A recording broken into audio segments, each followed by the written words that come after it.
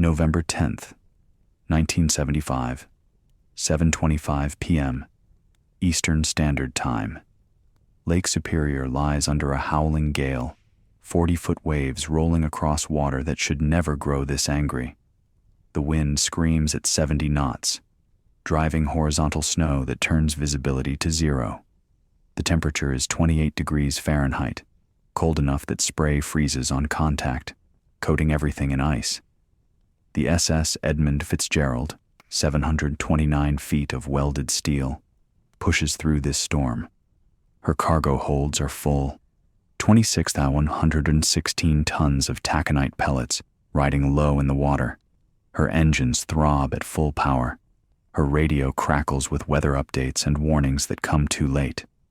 At 7:10 p.m., Captain Ernest McSorley, master of the Fitzgerald for 3 years, radios the Arthur M. Anderson, another freighter following 10 miles behind. His voice is calm, professional, practiced.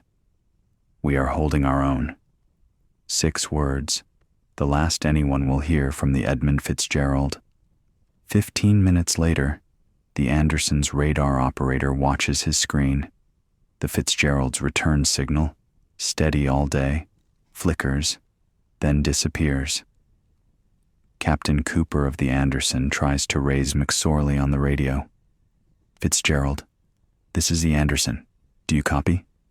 Static. He tries again. "Fitzgerald, this is the Anderson. Come in." Silence. He tries a third time, a fourth, a fifth. Nothing. The Edmund Fitzgerald, the largest ship on the Great Lakes, the pride of American shipping, has vanished. 29 men have gone with her, in water so deep and so cold that most of their bodies will never be found. Here is what they do not yet know. The Fitzgerald lies on the bottom of Lake Superior, broken in two, her bow section embedded in mud at 530 feet. Here is what they cannot imagine, that this sinking will haunt the Great Lakes for generations, spawning investigations, documentaries, songs, and theories that will never quite explain what happened. Here is what matters most. 29 families are about to learn that their husbands, fathers, sons, brothers are never coming home. This is the story of a ship that should not have sunk. This is the story of a storm that should not have been survivable. This is the story of the thin line between routine and catastrophe, between safety and disaster, between life and death on the inland seas. Come closer to the fire. The night is long. The Edmund Fitzgerald was born on June 7, 1958, at the Great Lakes Engineering Works in River Rouge, Michigan.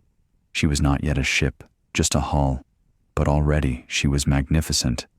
At 729 feet long and 75 feet wide, she would be the largest vessel ever launched on the Great Lakes, a record she would hold for 13 years. The shipyard was a cathedral of industry, massive cranes, rivers of molten steel, the constant percussion of pneumatic hammers driving rivets home. 3,000 workers swarmed over the hull, building her plate by plate, frame by frame. The noise was deafening. The heat from the welding torches was intense. But the men took pride in their work. They were building something extraordinary. The ship was christened the Edmund Fitzgerald, named after the president and chairman of Northwestern Mutual Life Insurance Company, the corporation that commissioned her. Edmund Fitzgerald himself attended the launch ceremony, along with his wife Elizabeth, who broke the traditional bottle of champagne across the bow. The hull slid down the ways into the Detroit River, displacing thousands of tons of water, and the crowd cheered. But the launch went wrong. As the hull entered the water, it created a massive wave that surged across the river and crashed into the opposite shore. The wave damaged a dock, sank a small boat, and injured several spectators. One man suffered a broken leg. It was an inauspicious beginning, and some of the old sailors in the crowd muttered that it was a bad omen. Ships that cause trouble at launch often cause trouble later. Edmund Fitzgerald himself dismissed the superstition. "She's a fine ship," he said. "She'll serve us well." The Fitzgerald was designed as a bulk carrier, a workhorse vessel built to haul raw materials across the Great Lakes. Her primary cargo would be taconite pellets, processed iron ore, shipped from the mines of Minnesota to the steel mills of Detroit, Cleveland, and Gary. This was unglamorous work, industrial and repetitive, but it was the economic lifeblood of the Great Lakes region. The ship's specifications were impressive. Length, 729 feet. Beam, 75 feet. Depth, 39 feet. Displacement, 26,000 tons when fully loaded. Power, 2 Westinghouse electric motors driving a single propeller, generating 7,500 horsepower. Top speed, approximately 16 knots in calm water. The hull was constructed from welded steel plates, a relatively new technique in 1958. Previous Great Lakes freighters had used riveted construction, where overlapping steel plates were joined by thousands of rivets driven through pre-drilled holes. Welded hulls were stronger, lighter, and faster to build, but they were also less flexible. Riveted hulls could flex and twist as waves battered them, distributing stress across thousands of individual rivets. Welded hulls were more rigid, concentrating stress at the weld seams. This difference would matter. The Fitzgerald's interior was divided into cargo holds, engine spaces, and crew quarters. The cargo holds ran nearly the full length of the ship. 7 massive compartments separated by watertight bulkheads. Each hold could be loaded independently through massive hatches on the deck, 21 hatches in total, each measuring 11 feet by 54 feet. The hatches were sealed with heavy steel covers secured by Kästner clamps, mechanical devices that locked the covers in place. The clamps were designed to be watertight, preventing waves from flooding the holds in rough weather. But the seals required regular maintenance. Rubber gaskets deteriorated over time. Clamps loosened. If the hatches were not properly secured, water could enter the holds. The engine room sat at the stern, a massive space filled with machinery. The 2 Westinghouse motors, the generator, the boilers, the pumps. The noise in the engine room was overwhelming, a constant roar of mechanical power. The heat was intense, often exceeding 100 degrees Fahrenheit even in winter. The crew quarters were Spartan but functional. Officers had private cabins near the pilot house. Ordinary seamen bunked in shared rooms in the forward section. There was a galley, a mess hall, a small recreation room with a television. Nothing luxurious, but adequate for men who spent months at a time living aboard. The pilot house sat at the bow, elevated above the deck, offering commanding views of the lake ahead. This was the nerve center of the ship. The wheel, the compass, the radar, the radio. From here, the captain commanded, and from here, on a calm day, you could see for miles across the water. The Fitzgerald entered service on September 24, 1958. Her maiden voyage carried a load of iron ore from Superior, Wisconsin to Toledo, Ohio, a distance of approximately 700 miles. The trip took 3 days. The ship performed flawlessly. For the next 17 years, the Fitzgerald plied the Great Lakes, making run after run, season after season. She became a fixture of the shipping lanes, instantly recognizable by her size and her distinctive profile. Sailors called her the Fitz or the Big Fitz. She earned a reputation for speed, often completing the run from Superior to Detroit faster than any other vessel. She set cargo records, hauling more tonnage per season than her competitors. Captain Peter Pulser commanded the Fitzgerald for most of her early career. Pulser was a legend on the lakes, a master mariner with decades of experience. Under his command, the Fitzgerald operated without major incident. There were minor collisions, groundings, mechanical failures, the normal wear and tear of commercial shipping, but nothing serious. The ship earned her keep. In 1972, Ernest McSorley took command. McSorley was 44 years old, born in Ohio. A career sailor who had worked his way up from deckhand to captain. He was respected by his crew, known for his competence and his calm demeanor. He did not drink, did not gamble, did not carouse in port. He was, by all accounts, a professional. McSorley would be the last captain of the Edmund Fitzgerald. Lake Superior is not a lake in the conventional sense. It is an inland sea, covering 31,700 square miles, stretching 350 miles from west to east and 160 miles from north to south. It holds 3 quadrillion gallons of water, enough to cover North and South America to a depth of 1 foot. It is the largest freshwater lake by surface area in the world, and it is deadly. The Great Lakes, Superior in particular, have claimed hundreds of ships and thousands of lives. The water is cold, averaging 40 degrees Fahrenheit even in summer, cold enough to kill a man in minutes. The weather is volatile, storms appearing with little warning, winds accelerating from calm to gale force in hours. The waves, when driven by strong winds across long fetches, can reach heights of 30 feet or more. Massive walls of water that batter ships like toys. Sailors who work the Great Lakes learn to respect the water. They learn the signs of approaching storms, the drop in barometric pressure, the shift in wind direction, the color of the sky.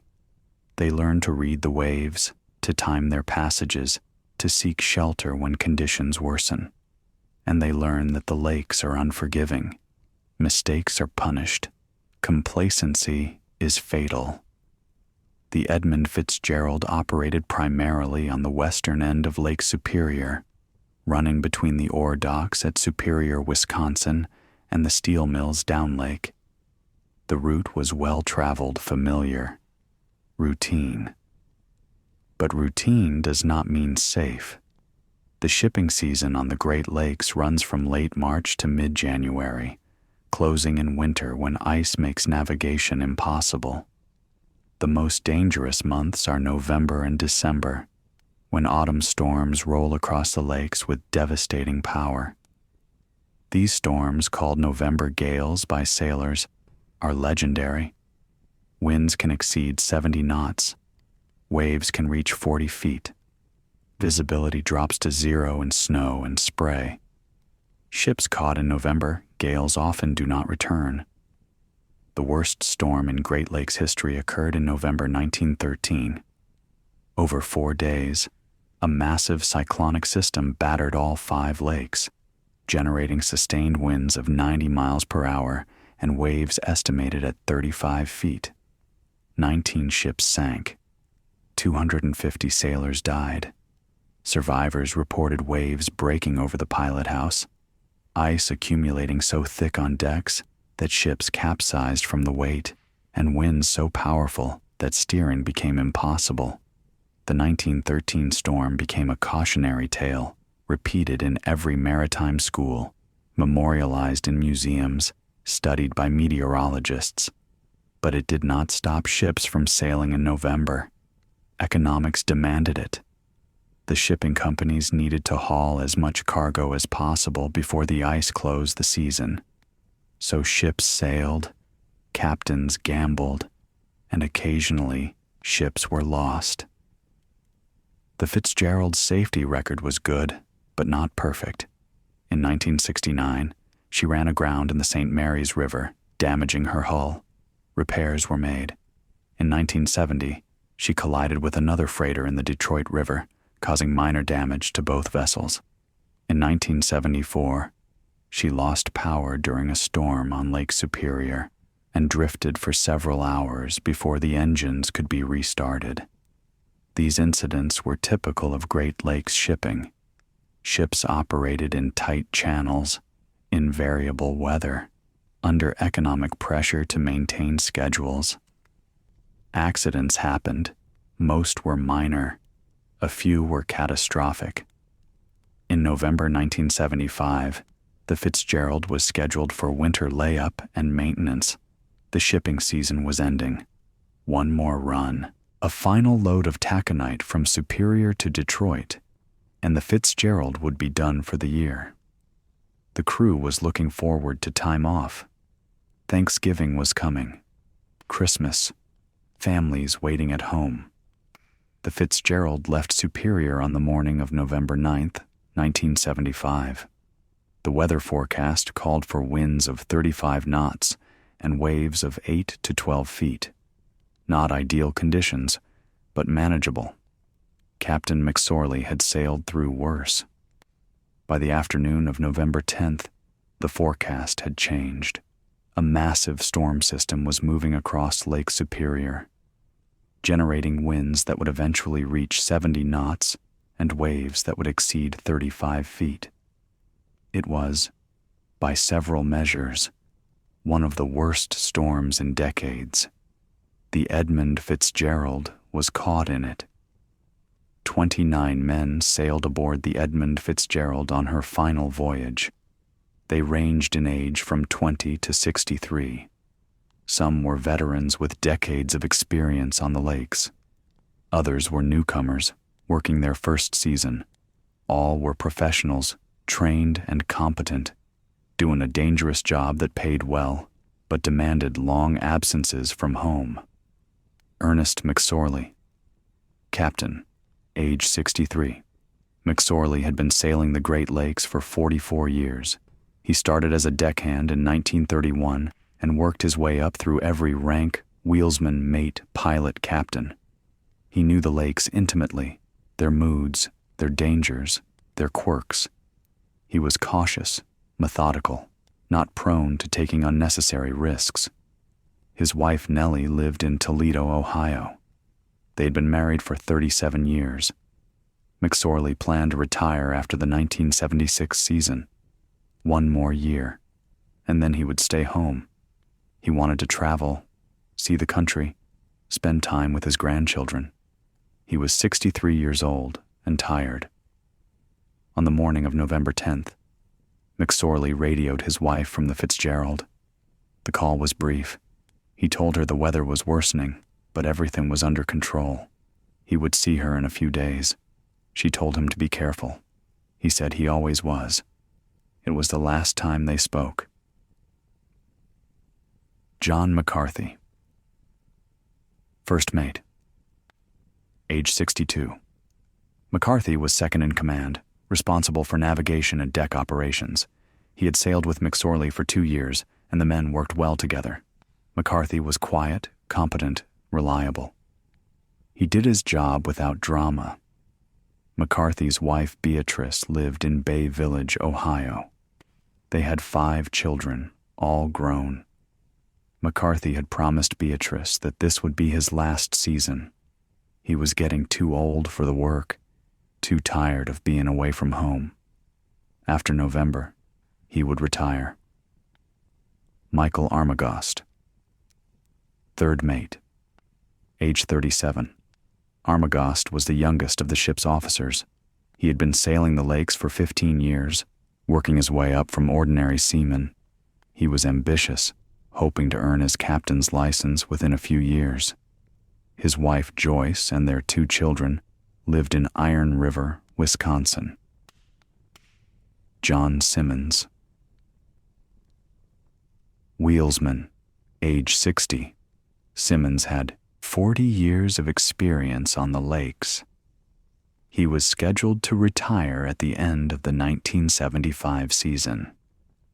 The Fitzgerald's final voyage was supposed to be his final voyage, a symbolic end to a long career. He was looking forward to spending time with his wife Virginia and their 4 children. Eugene O'Brien, wheelsman, age 50. O'Brien had been sailing for 30 years. He was steady, experienced, respected by the crew.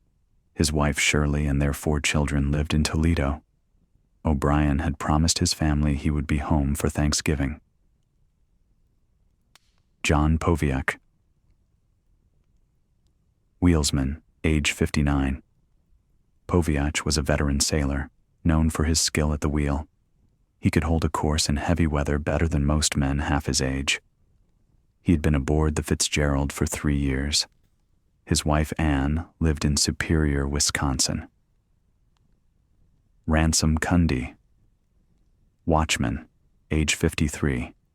Cundy's job was to patrol the deck during his shift, checking equipment, watching for problems, reporting anything unusual to the officers.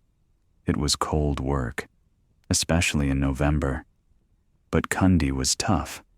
He had been sailing for 25 years. His wife, Ruth, and their 3 children lived in Superior. William Spengler, watchman, age 59. Spengler had been sailing the lakes since 1936. He had survived multiple groundings, collisions, and storms. He joked that he was too stubborn to drown. His wife Dorothy lived in Toledo. They had been married for 34 years. Carl Peckle, watchman, age 20. Peckle was the youngest member of the crew, just 20 years old, working his first full season on the lakes. He was from Ashtabula, Ohio. He had joined the Fitzgerald in the spring of 1975, eager for adventure, excited by the work. His mother later said he loved being on the water.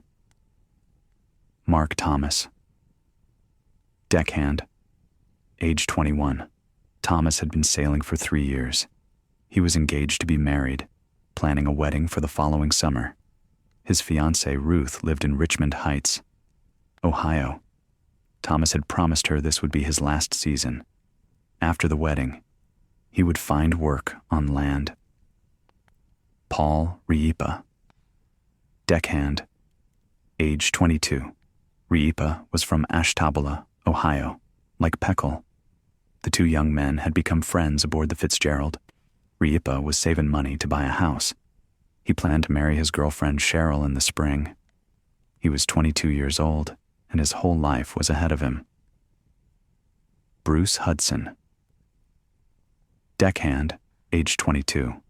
Hudson was from North Olmsted, Ohio. He had been sailing for 2 years. He was quiet, hardworking, well-liked by the crew. His mother later described him as gentle and kind.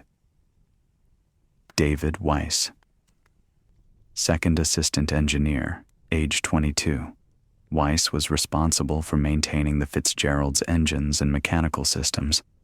He had completed training at the Great Lakes Maritime Academy and was working toward his chief engineer's license. His wife, Mary Ann, and their infant daughter lived in Agoura, California. Thomas Edwards, second assistant engineer, age 50. Edwards had been sailing for 28 years. He was experienced, skilled, and meticulous about maintenance. His wife lived in Oregon, Ohio. Edwards was scheduled to retire in 1976. Russell Haskell, second assistant engineer, age 40. Haskell had been with the Fitzgerald for 5 years. He was responsible for the ship's electrical systems. His wife Janice and their 2 children lived in Millbury, Ohio. Haskell was a devoted father, always bringing gifts home for his kids after each voyage. Oliver Champeau, third assistant engineer, age 41. Champeau had been sailing for 20 years. He was from Milwaukee, Wisconsin. He had a wife and 2 children. Champeau was known for his sense of humor, always cracking jokes in the engine room to lighten the mood during long shifts. Frederick Beecher. Porter, age 56. Beecher's job was to maintain the crew quarters, cleaning, making beds, doing laundry. It was unglamorous work, but Beecher took pride in keeping the ship neat. He had been sailing for 30 years. His wife Janice lived in Superior. Robert Rafferty. Steward, age 62. Rafferty was responsible for cooking meals and managing the galley. He had been with the Fitzgerald for 2 years. He was from Toledo, married with grown children. Rafferty was known for making excellent pies, a rare luxury on a working freighter. Joseph Mazes. Special maintenance, age 59. Mazes was brought aboard to perform repairs and maintenance on deck equipment. He had been sailing for 40 years. He was from Ashland, Wisconsin, married with 5 children. Mazes had planned to retire at the end of the 1975 season. George Hall. Chief Engineer. Age 60. Hall was responsible for the Fitzgerald's engines, the heart of the ship. He had been sailing for 38 years, most of it as an engineer. He was from Cleveland, married, with 4 children. Hall was meticulous, keeping detailed maintenance logs, ensuring the engines were always in top condition. Edward Binden. First Assistant Engineer, age 47. Binden had been with the Fitzgerald for 2 years. He worked directly under Hall managing day-to-day engine operations. He was from Fairport Harbor, Ohio, married, with 2 children. Thomas Benson. Oiler. Age 23. Benson's job was to lubricate the engines, check oil levels, and assist the engineers with maintenance. He was from St. Joseph, Michigan, young and ambitious. He had been sailing for 3 years and was studying to earn his engineer's license. Blaine Wilhelm. Oiler. Age 52. Wilhelm had been sailing for 28 years. He was from Moqua, Wisconsin, married with 2 children. Wilhelm was quiet, competent, a steady hand in the engine room. Ralph Walton. Oiler. Age 58. Walton was from Fremont, Ohio. He had been sailing for 35 years. He was scheduled to retire at the end of the season, planning to move to Florida with his wife Alice. The Fitzgerald's final voyage was supposed to be his final voyage too. Joseph Mazes. Maintenance. Age 59. Mazes had been brought aboard specifically to perform repairs during the final runs of the season. He was from Ashland, Wisconsin, experienced and skilled.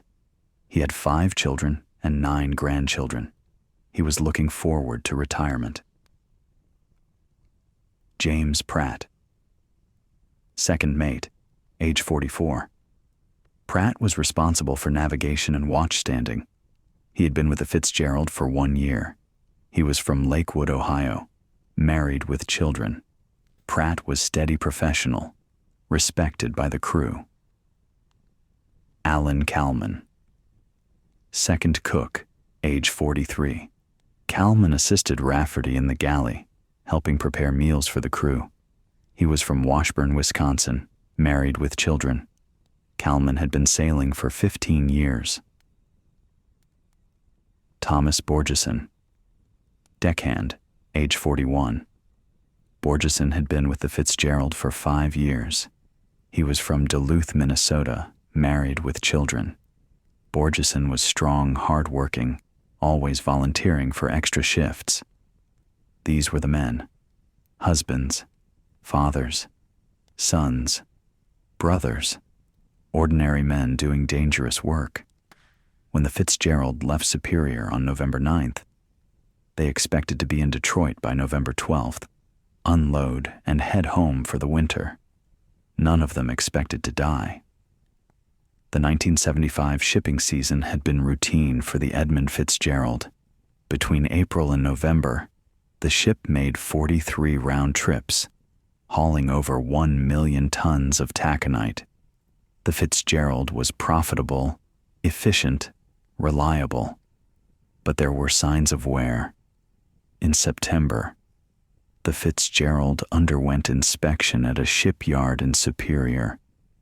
The inspectors noted minor damage to the hull dents and scrapes consistent with years of heavy use.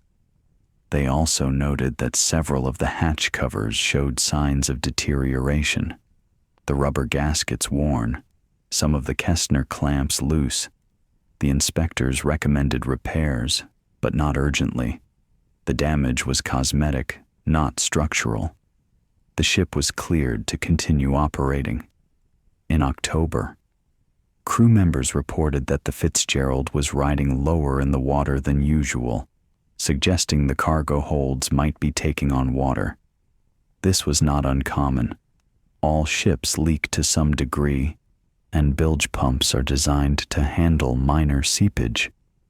But if the leakage increased, it could become a problem. Captain McSorley was aware of these issues. He had reported them to the ship's owners, the Columbia Transportation Division of Ogle Bay Norton Company. The owners assured him that repairs would be made during the winter layup. For now, the ship was safe to operate. McSorley accepted this. He trusted the inspectors. He trusted the company. And he trusted his own experience. He had sailed through countless storms, had commanded the Fitzgerald for 3 years without incident. One more run, one more load of taconite. Then the ship would go into layup, and everything would be fixed. On November 9th, 1975, the Fitzgerald arrived at the Burlington Northern Railroad Dock No. 1 in Superior, Wisconsin. Loading began at 7 a.m. The taconite pellets, each about the size of a marble, were poured into the cargo holds through massive chutes. The process took hours. By afternoon, the Fitzgerald was fully loaded, 26,116 tons, riding low in the water, her plimsoll line barely visible above the waterline. At 2:15 p.m., the Fitzgerald departed Superior, heading east across Lake Superior toward the Sioux Locks and eventually Detroit. The weather was calm. Visibility was good. The forecast called for winds increasing to 35 knots by evening. Rough, but manageable. Also departing Superior that afternoon was the SS Arthur M. Anderson, another bulk carrier commanded by Captain Jesse Cooper. The Anderson was loaded with taconite and bound for the same destination as the Fitzgerald. The two ships would travel together, a common practice on the lakes, providing mutual support in case of trouble. Captain McSorley and Captain Cooper communicated by radio throughout the afternoon. The conversation was routine, discussing course weather, shipping traffic. Both captains were aware that a storm was approaching, but neither expressed concern. They had sailed through worse. By evening, the wind had increased. By midnight, it was blowing at 50 knots. By dawn on November 10th, it was a full gale. The storm struck with ferocity. Wind gusts exceeded 70 knots, driving snow horizontally across the water, reducing visibility to near zero. Waves built to 30 feet, then 35, massive walls of water that broke over the decks of both ships. The temperature dropped to 28 degrees Fahrenheit. Spray froze on contact coating railings, hatches, and antennas in thick ice. The Fitzgerald and the Anderson altered course, heading northeast to take shelter behind the Canadian shore. This was standard procedure in heavy weather, using the land as a windbreak to reduce wave height. But even in the lee of the land, the waves were enormous. At 1:30 p.m. on November 10th, Captain McSorley radioed Captain Cooper. "I have a fence rail down, 2 vents lost or damaged, and a list." The fence rail was a metal barrier on deck. The vents were openings that allowed air into the ballast tanks. The list meant the ship was leaning to one side, suggesting water was entering the hull. Cooper acknowledged the transmission. He asked if McSorley was in danger. McSorley said no. The pumps were handling the water. The Fitzgerald was holding her own. At 3:30 p.m., McSorley radioed again. "I have lost both radars. Can you provide me with your radar?" The Fitzgerald's radar had failed, both units, leaving McSorley blind. He was navigating by compass and dead reckoning in zero visibility. Cooper agreed to provide regular position updates. At 4:10 p.m., a massive wave, estimated at 35 feet, struck the Anderson. The wave broke over the pilot house, shattered windows, and flooded the bridge. Cooper and his crew scrambled to regain control. The Anderson was in serious trouble, but she survived. Cooper radioed the Fitzgerald. "How are you making out?" McSorley replied, "We are holding our own." His voice was calm. There was no panic. But Cooper later said he detected something. A slight edge, a tension that had not been there before. At 7 p.m., Cooper radioed the Fitzgerald to provide a position update. McSorley acknowledged. The Fitzgerald was approximately 17 miles ahead of the Anderson heading southeast toward Whitefish Point. At 7:10 p.m., McSorley radioed Cooper one last time. The transmission was brief. McSorley reported that the Fitzgerald was taking on water, that the pumps were running, that he was holding course. Cooper asked if the pumps were keeping up with the water. McSorley said yes. Cooper told him to stay in touch. McSorley acknowledged. At 7:15 p.m., a massive wave, later estimated at 40 feet or more, struck the Anderson. The wave broke over the stern, bending the railing, tearing off equipment, flooding the deck. Cooper and his crew fought to control the ship. When they regained control and checked the radar, the Fitzgerald's return signal was gone. Cooper tried to raise McSorley on the radio. "Fitzgerald, this is the Anderson. Do you copy?" No response. He tried again. "Fitzgerald, come in." Silence. He tried repeatedly for the next half hour. Nothing. At 7:55 p.m., Cooper radioed the Coast Guard. "I am very concerned about the welfare of the Fitzgerald." The Coast Guard launched a search and rescue operation immediately. By midnight, it was clear. The Edmund Fitzgerald had sunk. 29 men were gone. The storm passes.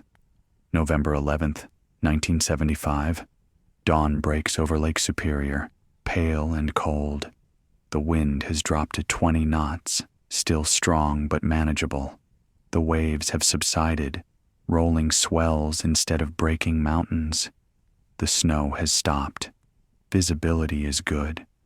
On the deck of the Arthur M. Anderson, Captain Jesse Cooper stands at the rail and stares at the water.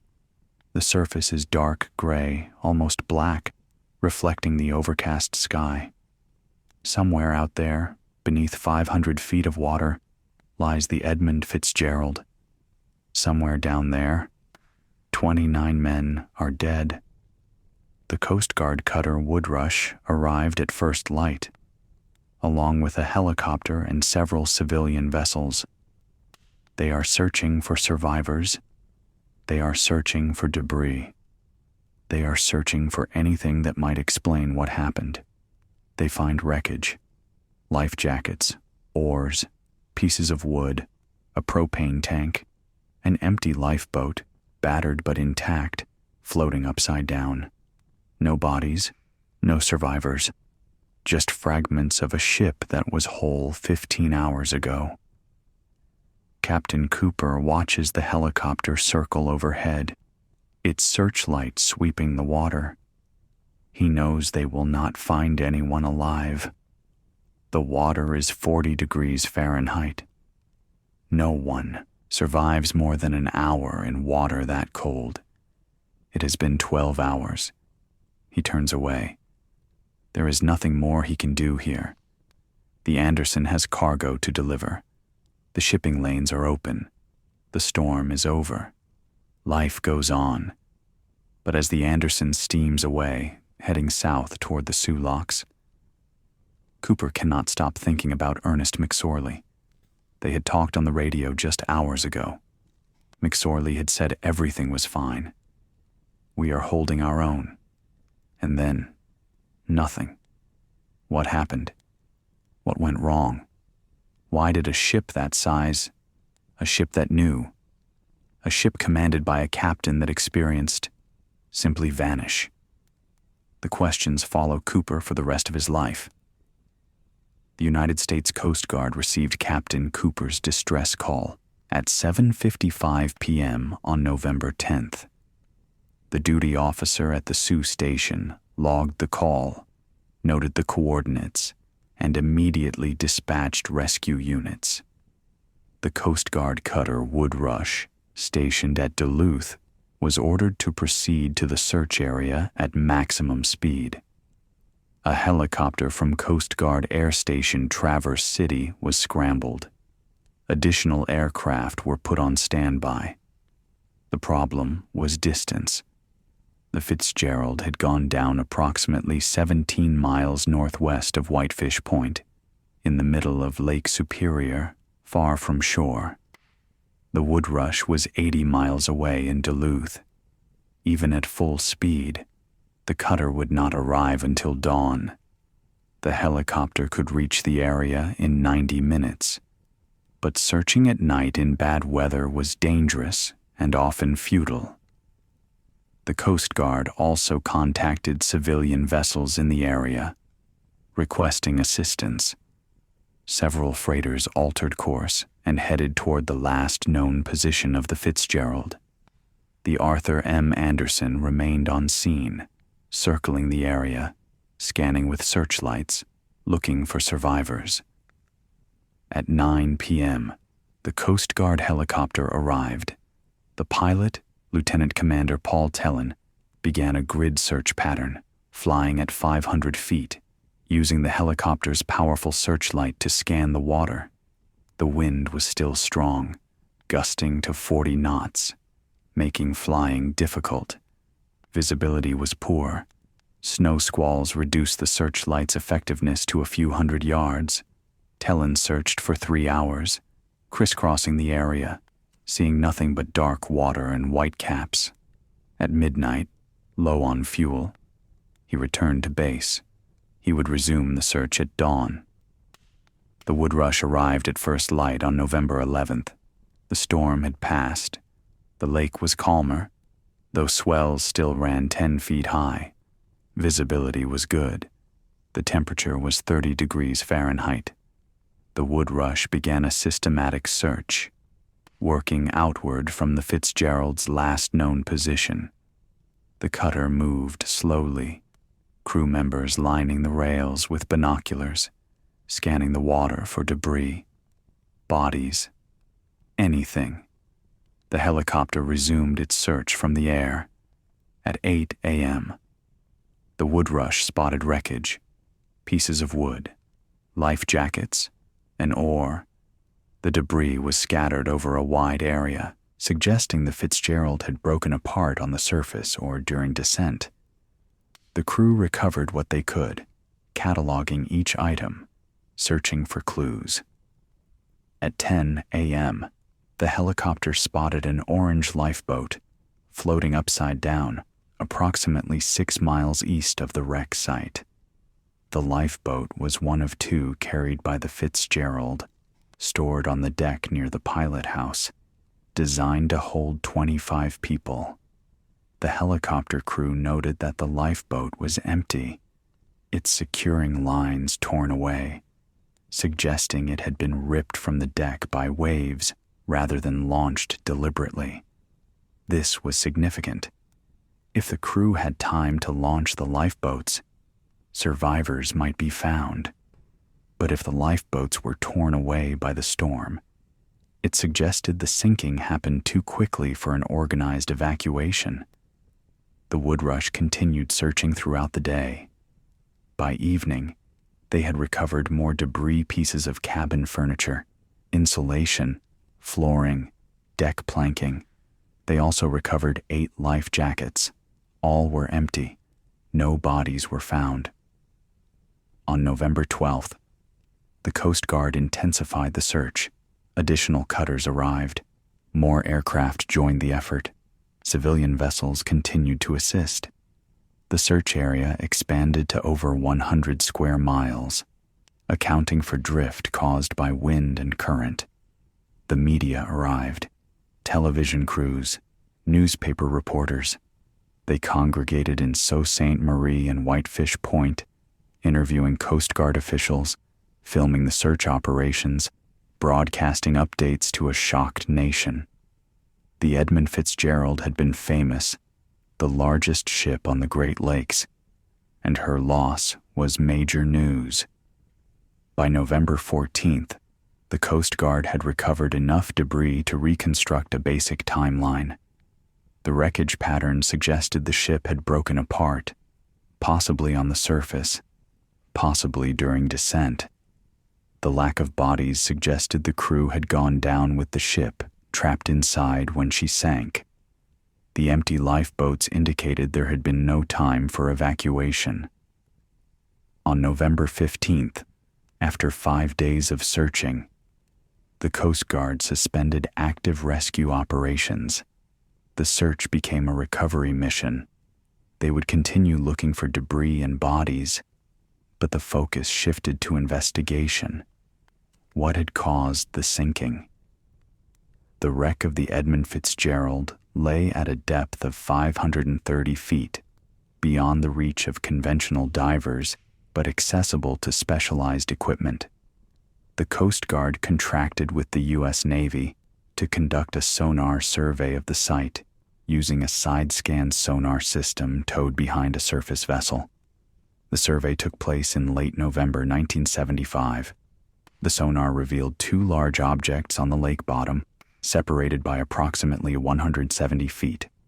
The forward section, including the bow and cargo holds, was intact and upright. The stern section, including the engine room and after quarters, was also upright but severely damaged. The 2 sections appeared to have separated at approximately midship in the area of the cargo holds. The sonar images were grainy, low resolution, but they confirmed the basic facts. The Fitzgerald had broken in 2. The question was, when? Had the ship broken apart on the surface, overwhelmed by waves? Or had she sunk intact and broken apart during descent or on impact with the bottom?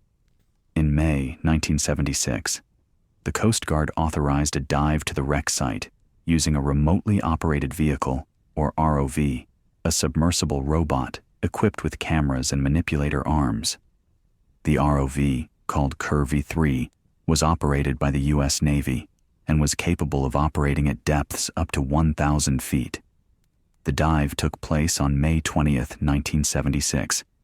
The Curvy-3 descended to the wreck, its cameras transmitting images to a control room aboard the surface vessel. The operators aboard the ship watched screens showing the first clear views of the Fitzgerald since she sank. The bow section lay on its side, partially buried in mud. The cargo holds were open, the hatch covers missing or torn away.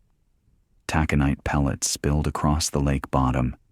The pilot house, where Captain McSorley had stood, was crushed, collapsed by the force of the sinking or by impact with the bottom. The stern section lay 170 feet away, upright but heavily damaged. The engine room was torn open, machinery visible through massive holes in the hull. The propeller, a single bronze blade 20 feet in diameter, was intact and still attached to the shaft. The ROV spent 3 hours examining the wreck, taking photographs, collecting samples of paint and metal. The operators noted extensive damage to both sections, but they could not determine the cause. Had the ship struck a shoal? Had the hull failed due to structural weakness? Had the cargo shifted? The evidence was inconclusive. The Coast Guard also recovered the ship's bell from the pilot house. The bell, cast in bronze, bore the name Edmund Fitzgerald and the year 1958. It was one of the few artifacts removed from the wreck, later placed on display at the Great Lakes Shipwreck Museum at Whitefish Point. The recovery of the bell was controversial. Some family members of the crew objected, arguing that the wreck was a grave site and should not be disturbed. Others supported the recovery, believing the bell would serve as a memorial to the men who died. The debate over whether to salvage artifacts from the Fitzgerald would continue for decades. The Coast Guard launched a formal investigation into the sinking of the Edmund Fitzgerald in December 1975. The investigation, designated Marine Board of Investigation, was tasked with determining the cause of the sinking and making recommendations to prevent future losses. The Marine Board held hearings in early 1976, calling dozens of witnesses, including Captain Jesse Cooper of the Anderson Coast Guard personnel involved in the search and rescue, naval architects, marine engineers, and representatives from the ship's owners. The testimony revealed a complex picture. The Fitzgerald had been sailing in the worst storm in decades. The ship had sustained damage to the deck, including the loss of fence rails and vents. The ship had taken on water enough to cause a list. The radar had failed. And then, suddenly, the ship had vanished. The Marine Board considered multiple theories. Theory 1: structural failure. The Fitzgerald was 17 years old. The hull was welded steel, a construction method that, while strong, was less flexible than traditional riveted hulls. Over years of heavy use, the repeated stress of waves flexing the hull could cause metal fatigue, tiny cracks that propagate until the structure fails catastrophically. Naval architects testified that the Fitzgerald had been subjected to enormous stresses throughout her career. Each time the ship rode over a large wave, the bow and stern would be supported by water, while the midsection sagged, a condition called sagging. Conversely, when the ship rode between two waves, the bow and stern would sag while the midsection was supported, a condition called hogging. These cycles, repeated thousands of times per voyage, could weaken the hull. The theory suggested that, on November 10th, the hull finally failed. The ship broke in half on the surface, the bow sinking immediately, the stern following moments later. This would explain the rapidity of the sinking and the lack of distress calls beyond McSorley's final transmission. However, the evidence was ambiguous. The wreck showed extensive damage, but it was impossible to determine whether the damage occurred before, during, or after the sinking. Theory 2: flooding through damaged hatches. The Fitzgerald's cargo holds were sealed by 21 hatch covers, each secured with Kessner clamps. If the hatches were not properly sealed, or if the clamps failed during the storm, water could enter the holds. Once inside, the water would accumulate, adding weight and reducing the ship's buoyancy. Testimony revealed that the Fitzgerald's hatch covers were in poor condition. Several clamps were loose. The rubber gaskets, which provided the watertight seal, were deteriorated.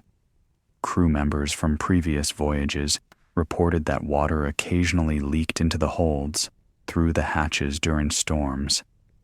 On November 10th, waves were breaking over the deck with tremendous force.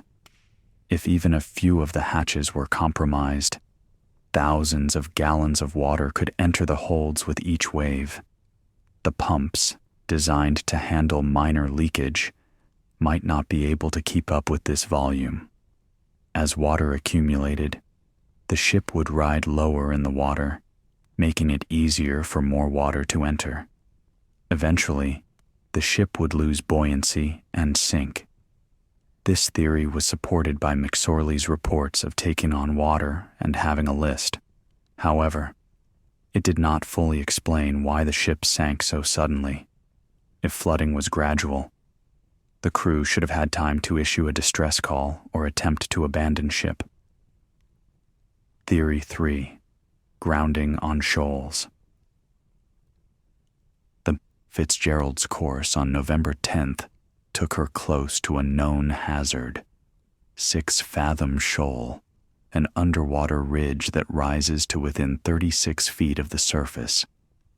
Captain Cooper of the Anderson had warned McSorley about the shoal, and McSorley had acknowledged the warning. But later analysis suggested the Fitzgerald might have passed directly over the shoal. If the Fitzgerald, riding low in the water due to her heavy cargo, had struck the shoal, even a glancing blow could have damaged the hull. A hole in the bottom of the ship, even a small one, would allow water to flood into the ballast tanks and cargo holds. The damage might not be immediately catastrophic, but combined with the stress of the storm and the pounding of the waves, it could lead to structural failure. Testimony from the Anderson supported this theory. Crew members reported seeing the Fitzgerald riding unusually low in the water during the afternoon of November 10th. McSorley's report of taking on water and having a list was consistent with bottom damage. However, sonar surveys of 6 Fathom Shoal conducted after the sinking found no evidence of impact, no scrape marks, no debris. The theory remained plausible but unproven. Theory 4. Cargo shifting. The Fitzgerald was carrying 26,116 tons of taconite pellets, loose cargo that could shift if the ship rolled heavily in rough seas. If the cargo shifted suddenly, moving to one side of the holds, it would cause the ship to list severely. In extreme cases, the list could become so severe that the ship would capsize. However, taconite pellets are heavy and tend to settle during loading, forming a compact mass. Shifting cargo was considered unlikely unless the ship rolled extremely hard, beyond the design limits. Additionally, if the cargo had shifted, the list would have been immediate and severe, and McSorley would likely have reported it as an emergency rather than calmly stating, "We are holding our own." This theory was considered less likely than the others. Theory 5. Rogue wave. A rogue wave, also called a freak wave, is an unusually large wave that appears suddenly, often in the midst of otherwise predictable seas. Rogue waves can be twice the height of surrounding waves and can strike with devastating force. If a rogue wave, say 50 feet high, had struck the Fitzgerald from behind, it could have overwhelmed the stern, flooding the deck, smashing the pilot house, and driving the ship downward. The sudden influx of water could have caused the ship to sink within minutes. Captain Cooper of the Anderson reported seeing massive waves during the storm, including one that struck his own ship and caused significant damage.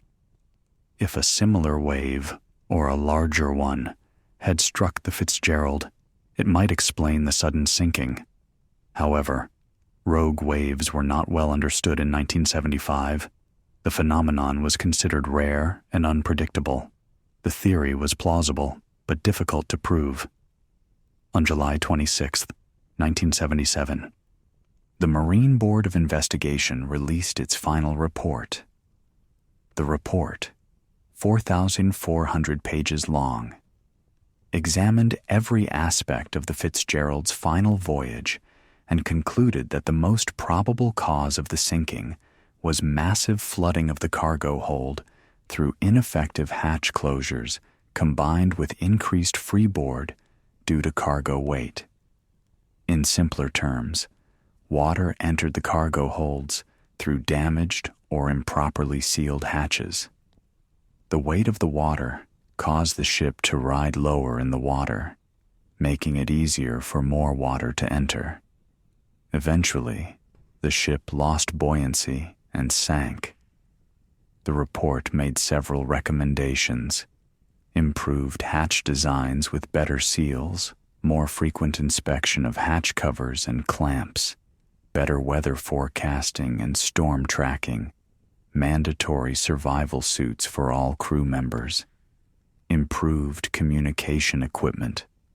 The report did not assign blame to Captain McSorley or the crew. The board concluded that McSorley had acted appropriately given the information available to him. The storm had been unexpectedly severe. The ship had been certified as seaworthy. The loss was a tragedy, not a result of negligence. However, the report was controversial. Many experts, including naval architects and experienced mariners, disagreed with the findings. They argued that flooding through hatches alone could not explain the rapidity of the sinking. They believed the ship had broken apart due to structural failure or had struck bottom on 6 Fathom Shoal. The families of the crew were also dissatisfied. They felt the investigation had not done enough to determine what really happened.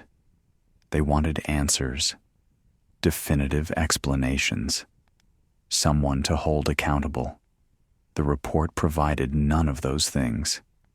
In 1990, the National Transportation Safety Board, which had superseded the Coast Guard's Marine Board, reopened the investigation. They reviewed the evidence, examined the wreck again using improved technology, and issued a revised report in 1992.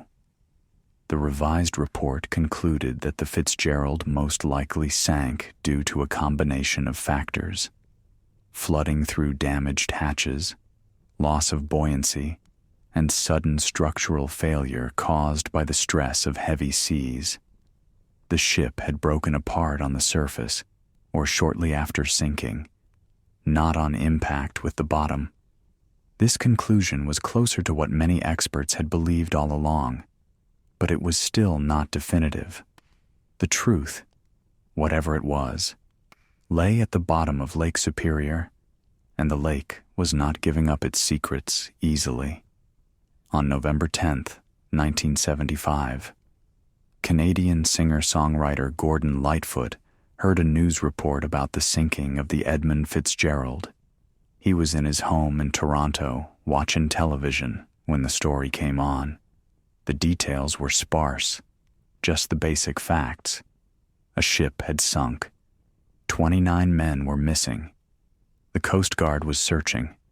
Lightfoot was moved. He had spent time on the Great Lakes, had friends who worked the ships, understood the dangers. The loss of the Fitzgerald struck him personally. A few weeks later, Lightfoot read a longer article about the disaster in Newsweek magazine. The article included details about the storm, the last radio transmissions, the search and rescue efforts. Lightfoot began writing a song. The song, titled "The Wreck of the Edmund Fitzgerald," was released in August 1976. It told the story of the ship and her crew, from the launch in 1958 to the sinking in 1975, in narrative form, with a haunting melody and Lightfoot's distinctive voice. The lyrics were poetic but accurate. Lightfoot had done his research consulting news reports, Coast Guard documents, and interviews with survivors from other ships. He captured the essence of the disaster, the sudden violence of the storm, the bravery of the crew, the mystery of what went wrong.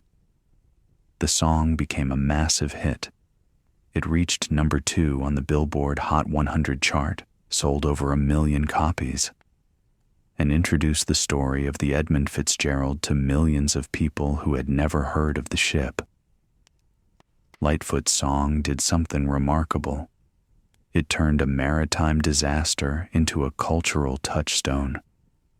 Before the song, the Fitzgerald was a tragedy known mainly to people in the Great Lakes region. After the song, it became part of American folklore, a story told and retold, remembered and commemorated. The song also angered some people. The families of the crew felt it commercialized their grief-turning personal tragedy into entertainment. Some mariners felt it sensationalized the dangers of Great Lakes shipping. Others objected to small inaccuracies in the lyrics, but Lightfoot defended the song. He had written it as a tribute, a memorial, a way to ensure the men of the Fitzgerald were not forgotten, and in that, he succeeded. The song remains popular today, played on classic rock stations, covered by other artists, performed at memorial services. In 2010, Lightfoot changed one line of the song. The original lyric, "At 7 p.m. the main hatchway caved in," suggested the hatches had failed catastrophically. After speaking with the families of the crew and learning more about the investigation, Lightfoot changed the lyric to, "At 7 p.m., a main hatchway gave in," a subtler phrasing that did not imply sudden failure. It was a small change, but it showed Lightfoot's respect for the men who died and their families who still grieved. Of the 29 men who sailed aboard the Edmund Fitzgerald on November 9th, 1975, none survived. Of those 29 bodies, only one was ever found. On May 20th, 1976, during the ROV dive to the wreck, operators discovered a body lying on the lake bottom near the stern section. The body was partially buried in silt, preserved by the cold water. The operators did not attempt to recover it. The decision was made to leave it in place, respecting the wreck as a grave site. The identity of the body was never officially confirmed, based on its location and condition. Investigators believed it was likely one of the engineers, possibly someone who had been in the engine room when the ship went down. But without recovery, no definitive identification could be made. The other 28 bodies were never found. They likely went down with the ship, trapped inside when she sank, and remain inside the wreck to this day. The cold water, averaging 37 degrees Fahrenheit at that depth, would have slowed decomposition, but over time, the bodies would have disintegrated. The decision not to recover bodies or to disturb the wreck was controversial. Some families wanted their loved ones recovered and buried properly. They argued that leaving the bodies at the bottom of the lake was disrespectful, that the men deserved Christian burial. Other families disagreed. They felt the wreck was a fitting grave, that disturbing it would be worse than leaving it alone. They wanted the site protected, preserved as a memorial. In 1995, the state of Michigan passed legislation designating the wreck of the Edmund Fitzgerald as a protected site. Diving on the wreck was prohibited without special permission. Removing artifacts was illegal. The law was intended to prevent unauthorized salvage and to respect the wreck as a grave. However, enforcement was difficult. Lake Superior is vast, and the wreck lies in international waters, beyond the jurisdiction of any single nation. Unauthorized dives continued, some by souvenir hunters, others by documentary filmmakers. In 2000, a particularly controversial dive was conducted by a group making a documentary film. The divers used underwater cameras to film the interior of the wreck, showing the remains of the crew quarters, the galley, the engine room. Some images showed personal belongings, boots, clothing items that had belonged to the men who died. The families were outraged. They felt the dive violated the sanctity of the grave site. They called for stronger protections, for federal legislation, for international agreements to ban diving on the Fitzgerald. In response, the Canadian government designated the wreck as a protected site under Ontario's Heritage Act. The U.S. government considered similar action but did not implement it. As of today, the wreck remains partially protected, but the protections are incomplete and difficult to enforce. The wreck sits in darkness, 530 feet below the surface of Lake Superior. The Edmund Fitzgerald rests on the lake bottom, split in two. Her cargo holds open to the water, her pilot house crushed. The cold presses down, immense weight, enough to collapse steel, enough to make the darkness absolute. No light reaches this depth, no warmth. The water temperature is 37 degrees Fahrenheit, just above freezing. Currents move slowly across the wreck, stirring silt, carrying particles of rust and decay. Time passes differently here, measured not in days or years, but in the gradual dissolution of metal, the slow burial of wreckage beneath sediment. Inside the wreck, in the spaces where men once lived and worked, there is only emptiness. The galley where Robert Rafferty cooked meals, the engine room where George Hall tended machinery, the pilot house where Ernest McSorley stood watch. All silent now, all dark. The lake has claimed them. But the question remains, unanswered after nearly 50 years, studied by investigators, debated by experts, pondered by anyone who looks at the photographs of the wreck and wonders, what happened? Why did this ship, this massive vessel, this pride of the Great Lakes, sink so suddenly that 29 men had no time to escape? The evidence offers clues. The wreck tells part of the story. The testimony of witnesses fills in gaps. But the complete truth remains elusive, hidden in the darkness at the bottom of Lake Superior, protected by cold and depth and time. Theories abound. Some are plausible, some are speculative, some border on conspiracy, but all of them, in their way, are attempts to impose order on chaos, to find explanation for tragedy, to answer the question that haunts everyone who knows this story. Why? Title card: The Edmund Fitzgerald, Part 3, The Theories. Before examining the specific theories about what sank the Edmund Fitzgerald, it is necessary to understand how ships sink. This is not as simple as it sounds. Large vessels, especially steel freighters, are complex structures with multiple systems designed to keep them afloat. Sinking such a ship requires overwhelming those systems, either through catastrophic damage or through gradual accumulation of forces beyond the design limits. Ships float because of buoyancy, the principle discovered by Archimedes in ancient Greece. A ship displaces a certain volume of water, and the weight of that displaced water creates an upward force equal to the ship's weight. As long as the upward force exceeds the downward force, the ship floats. The Fitzgerald, when fully loaded, displaced approximately 30,000 tons of water. This created enough buoyancy to support the weight of the ship, the cargo, and the crew. But buoyancy depends on maintaining the ship's structural integrity. If water enters the hull, it adds weight without adding buoyancy, causing the ship to sink lower.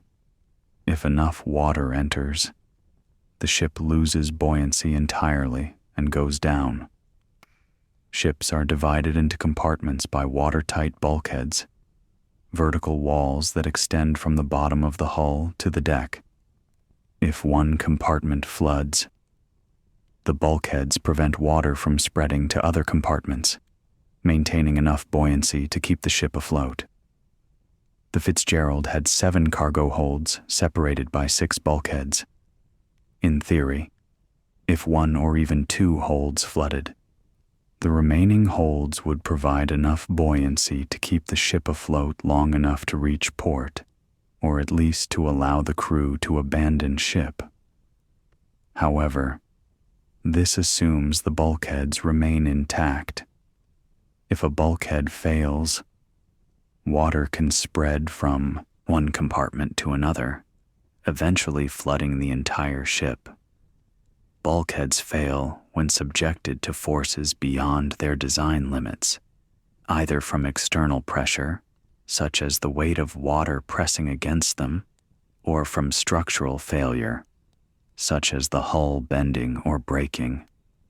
Ships also sink due to loss of stability. A ship is stable when its center of gravity is low relative to its center of buoyancy. If the center of gravity rises, the ship becomes top-heavy and prone to capsizing. If cargo shifts, or if water accumulates high in the ship, the center of gravity rises. The Fitzgerald's cargo taconite pellets was loaded low in the holds, keeping the center of gravity low. But if water entered the holds and mixed with the cargo, or if water accumulated on the deck, the center of gravity would rise, making the ship less stable. The Fitzgerald reportedly had a list, a lean to one side, in the afternoon of November 10th. This suggested asymmetric flooding water entering one side of the ship more than the other. A list reduces stability, and if the list becomes severe enough, the ship can capsize. Ships can also break apart. Steel, while strong, is not infinitely strong. Repeated stress, such as the flexing of a hull in heavy seas, causes metal fatigue, microscopic cracks that propagate over time until the structure fails. When a ship breaks apart, the forward and stern sections lose structural support. Buoyancy is lost, and both sections sink rapidly. The Fitzgerald's wreck is in 2 pieces, separated by 170 feet. The question is, did the ship break apart on the surface, causing the sinking? Or did the ship sink intact and break apart during descent or on impact with the bottom? The evidence is ambiguous, and this ambiguity has fueled decades of debate. The official conclusion of the Coast Guard's Marine Board of Investigation was that the Fitzgerald sank due to flooding through ineffective hatch closures. This theory remains the most widely accepted explanation, though not universally endorsed. The Fitzgerald's cargo holds were sealed by 21 hatch covers, each measuring 11 feet by 54 feet. The covers were made of steel, 1/4 inch thick, and were secured to the deck by Kessner clamps, mechanical devices that pressed the covers down onto rubber gaskets to create a watertight seal. The theory posits that, due to age wear and inadequate maintenance, some of the hatch covers were not properly sealed on November 10th.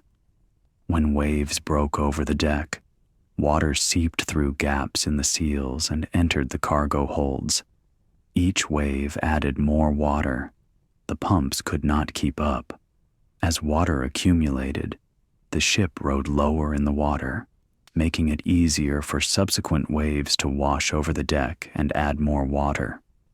Eventually, the weight of the water in the holds exceeded the ship's buoyancy. The ship sank. Evidence supporting this theory includes witness testimony. Crew members from previous voyages aboard the Fitzgerald reported that water occasionally leaked into the holds through the hatches during storms. One former crew member testified that he had seen water dripping from hatch covers during rough weather. Inspection reports. The Fitzgerald underwent inspection in September 1975. Inspectors noted that several hatch covers showed signs of wear, including deteriorated gaskets and loose clamps. The inspectors recommended repairs but did not require immediate action, concluding the ship was safe to operate. McSorley's transmissions. Captain McSorley reported taking on water and having a list. This is consistent with flooding of the cargo holds. If water was entering through the hatches, it would accumulate in the holds, causing the ship to list as water shifted from side to side with the rolling motion of the vessel. Wreck evidence. Photographs of the wreck show that many of the hatch covers are missing or displaced. Some covers lie on the lake bottom near the wreck. Others are gone entirely, possibly torn away by the force of the sinking. This suggests the hatches were not securely fastened or that the clamps failed under the stress of the storm. However, critics of this theory point out several problems. Pumping capacity. The Fitzgerald was equipped with powerful pumps designed to handle thousands of gallons of water per hour. Even if some hatches were leaking, the pumps should have been able to keep up, at least for a while. McSorley reported that the pumps were running and appeared to be handling the water. If flooding was the primary cause, why did the ship sink so suddenly? Rate of flooding.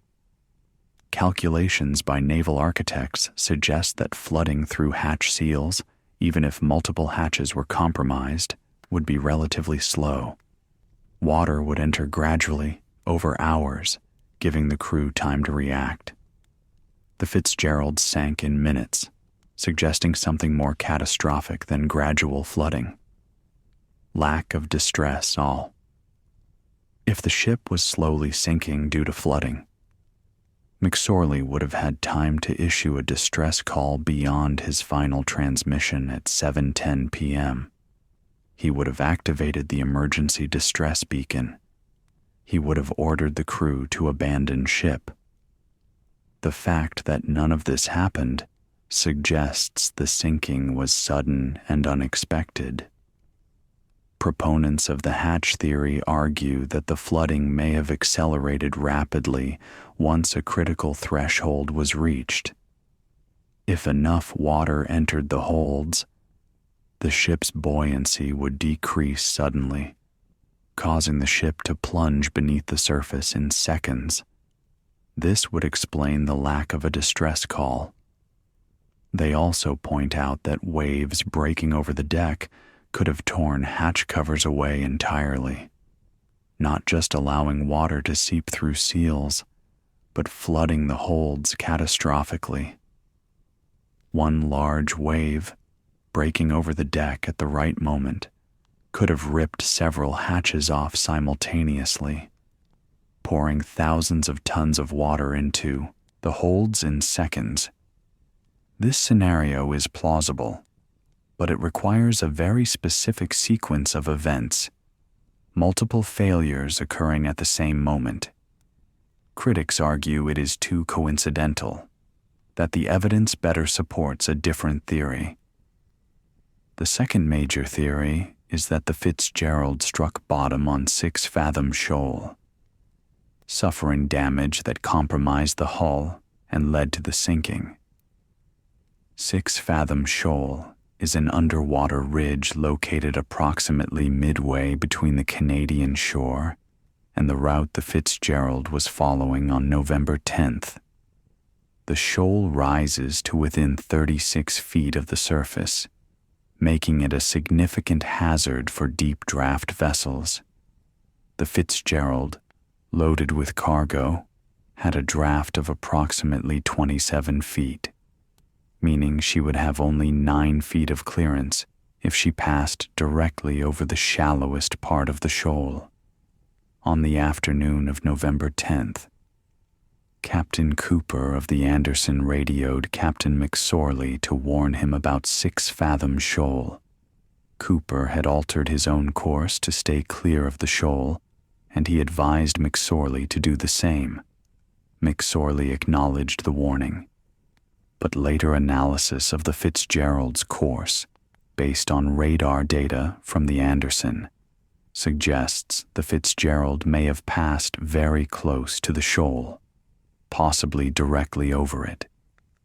The theory posits that the Fitzgerald, riding low in the water due to her heavy cargo and the added weight of water on deck from waves, struck the shoal.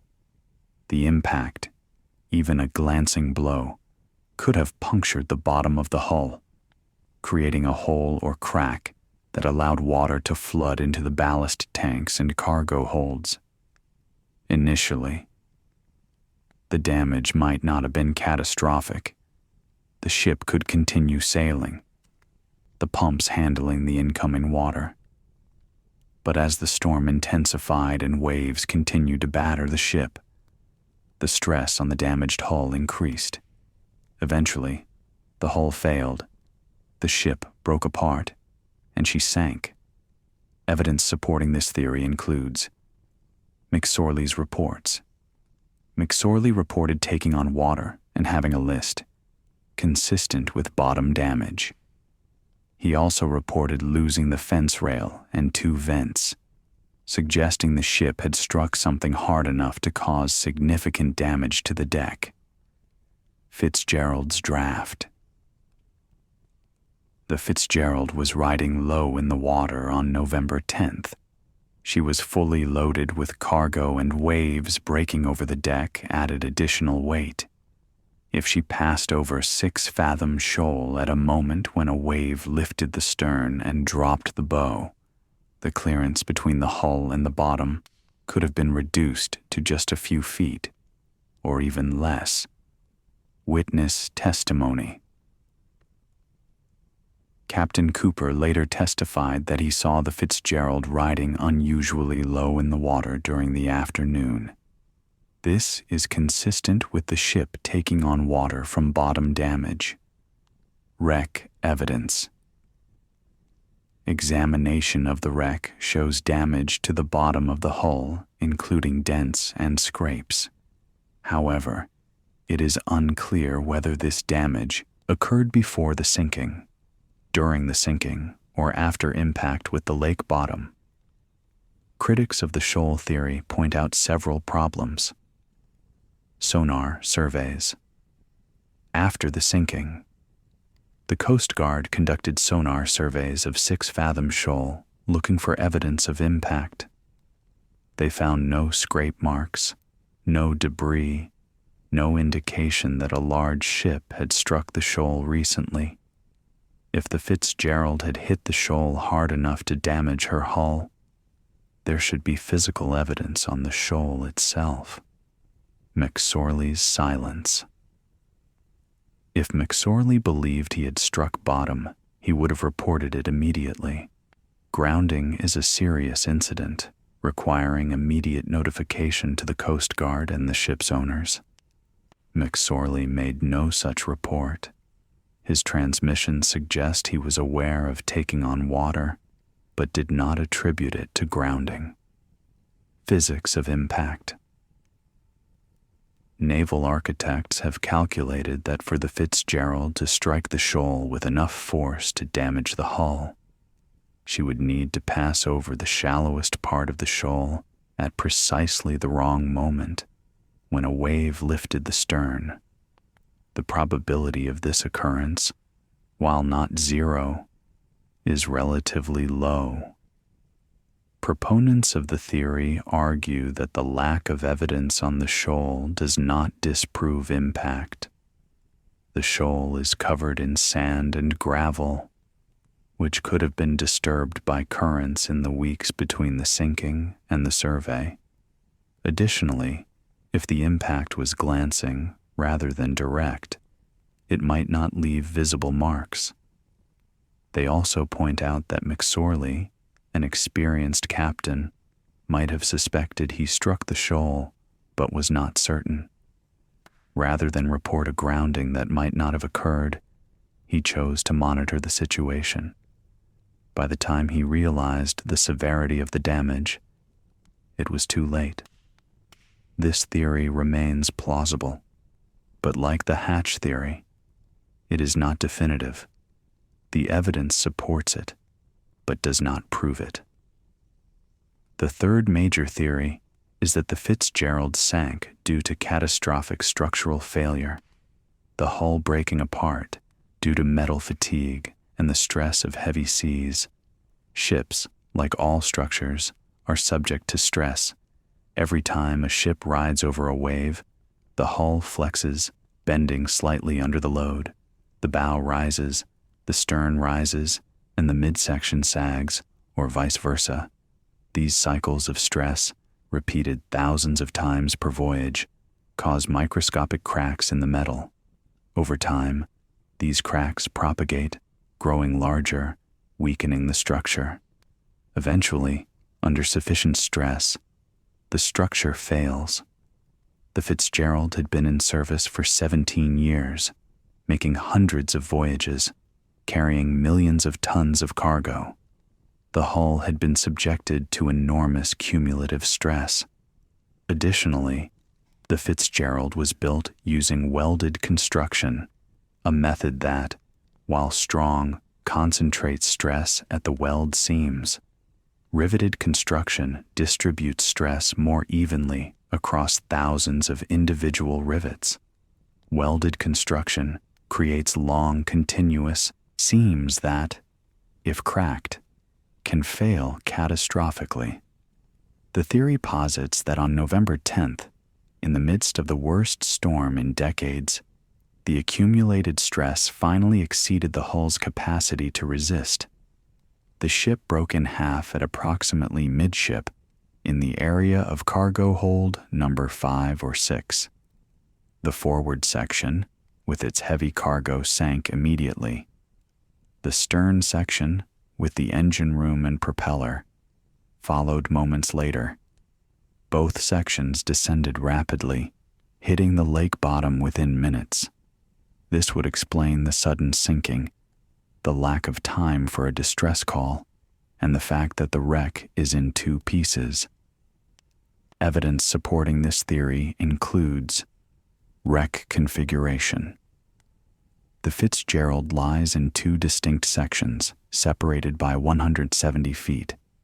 The break occurred at approximately midship in the area that would experience maximum stress during sagging or hogging. This is consistent with structural failure. Condition of the wreck.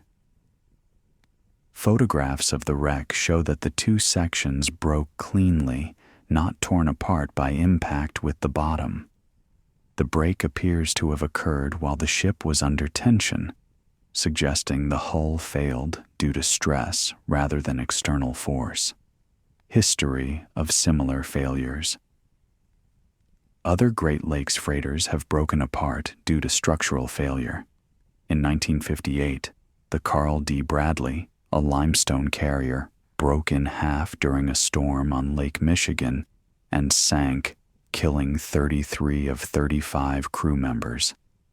The Bradley was only 31 years old, but investigators determined the hull had failed due to metal fatigue. The Fitzgerald, built the same year as the Bradley, sank, could have suffered a similar fate. Naval architecture analysis. Several naval architects have analyzed the Fitzgerald's design and concluded that the hull was subjected to stresses beyond its design limits. The ship was originally designed for lighter cargoes, but was regularly loaded to maximum capacity with dense taconite. Additionally, the Fitzgerald underwent modifications in the 1960s and 1970s that added weight to the superstructure, raising the center of gravity and increasing stress on the hull.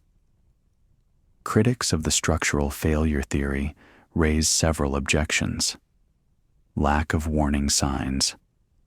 If the hull was suffering from metal fatigue, there should have been warning signs, visible cracks, unusual flexing, audible creaking. Crew members who sailed on the Fitzgerald in the months before the sinking reported no such problems. The ship passed inspection in September 1975 with no structural concerns noted. McSorley's transmissions. McSorley reported taking on water and losing deck equipment, but he did not report anything suggesting catastrophic structural failure. If the hull had cracked or was showing signs of breaking apart, McSorley would have noticed and reported it. Alternate explanation for break. The wreck could have broken apart after sinking, not before. If the ship sank intact and struck the lake bottom at high speed, the impact could have broken the hull in two.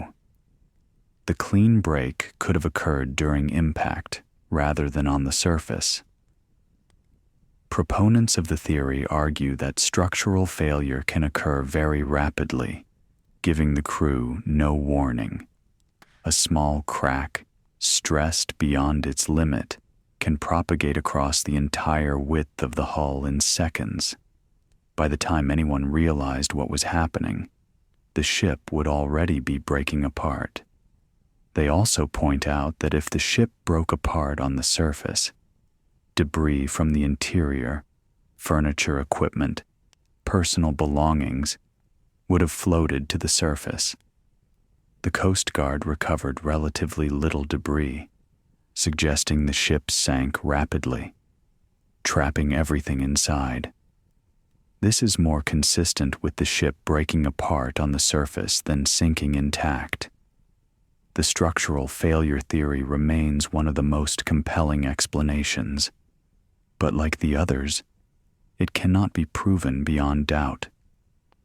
The fourth major theory is that the Fitzgerald was overwhelmed by a rogue wave, an exceptionally large wave that struck without warning and drove the ship beneath the surface. Rogue waves, also called freak waves, are a well-documented but poorly understood phenomenon. These waves, often twice the height of surrounding waves, appear suddenly in the midst of otherwise predictable seas. They can be caused by constructive interference, where multiple wave systems converge, or by current interactions, where waves encounter opposing currents and steepen dramatically. On November 10, 1975, conditions on Lake Superior were ideal for rogue wave formation. Multiple weather systems were generating waves from different directions. Wind-driven waves from the northwest were encountering swells from earlier storms. The waves were large, 30 to 35 feet, and chaotic. The theory posits that a rogue wave, possibly 50 feet high or more, struck the Fitzgerald from behind or from the side. The wave broke over the stern, flooding the deck, smashing into the pilot house, and driving the ship downward. The sudden weight of thousands of tons of water overwhelmed the ship's buoyancy. Before the crew could react, the ship was underwater, sinking rapidly. Evidence supporting this theory includes Captain Cooper's testimony. Cooper reported seeing massive waves during the storm, including one that struck the Anderson and caused significant damage. Cooper described the wave as towering over the stern, breaking over the ship with tremendous force, flooding the deck. If a similar wave, or a larger one, had struck the Fitzgerald, it could have sunk her. Rapidity of sinking. A rogue wave would explain why the Fitzgerald sank so suddenly. McSorley's last transmission at 7:10 p.m. indicated the ship was holding its own. 15 minutes later, she was gone. A rogue wave, striking without warning, could sink a ship in minutes or even seconds. Lack of distress. If the ship was overwhelmed by a massive wave, there would be no time for a distress call. The crew would be fighting for survival, trying to regain control of the ship, with no opportunity to use the radio. By the time anyone realized the ship was sinking, it would be too late. Witness accounts. Several other ships in the area that night reported seeing unusually large waves. The captain of the SS William Clay Ford, another freighter, later described waves he estimated at 40 feet, larger than anything he had seen in 30 years of sailing the lakes. Critics of the rogue wave theory point out that while rogue waves are real, they are unpredictable and difficult to prove after the fact. There is no way to determine whether a rogue wave struck the Fitzgerald. No physical evidence, no recordings. The theory is plausible, but unverifiable. They also argue that even a very large wave should not be able to sink a ship as large as the Fitzgerald. Modern ships are designed to withstand waves much larger than 50 feet. The Fitzgerald had high freeboard, meaning the deck was well above the water line.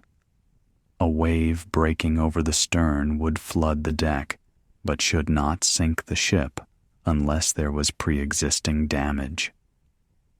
Proponents counter that the Fitzgerald was already compromised. If the ship had taken on water through damaged hatches, or if the hull had been damaged by grounding on the shoal, a rogue wave could have been the final blow. The wave might not have sunk the ship on its own, but in combination with other factors, it pushed the Fitzgerald past the point of no return. This theory, like the others, fits some of the evidence but cannot be proven definitively. The truth likely involves multiple factors, a cascade of failures, rather than a single cause. Beyond the four major theories, several other explanations have been proposed over the years. Most are less plausible, based on speculation rather than evidence, but they reflect the enduring mystery of the Fitzgerald sinking. Theory: cargo liquefaction.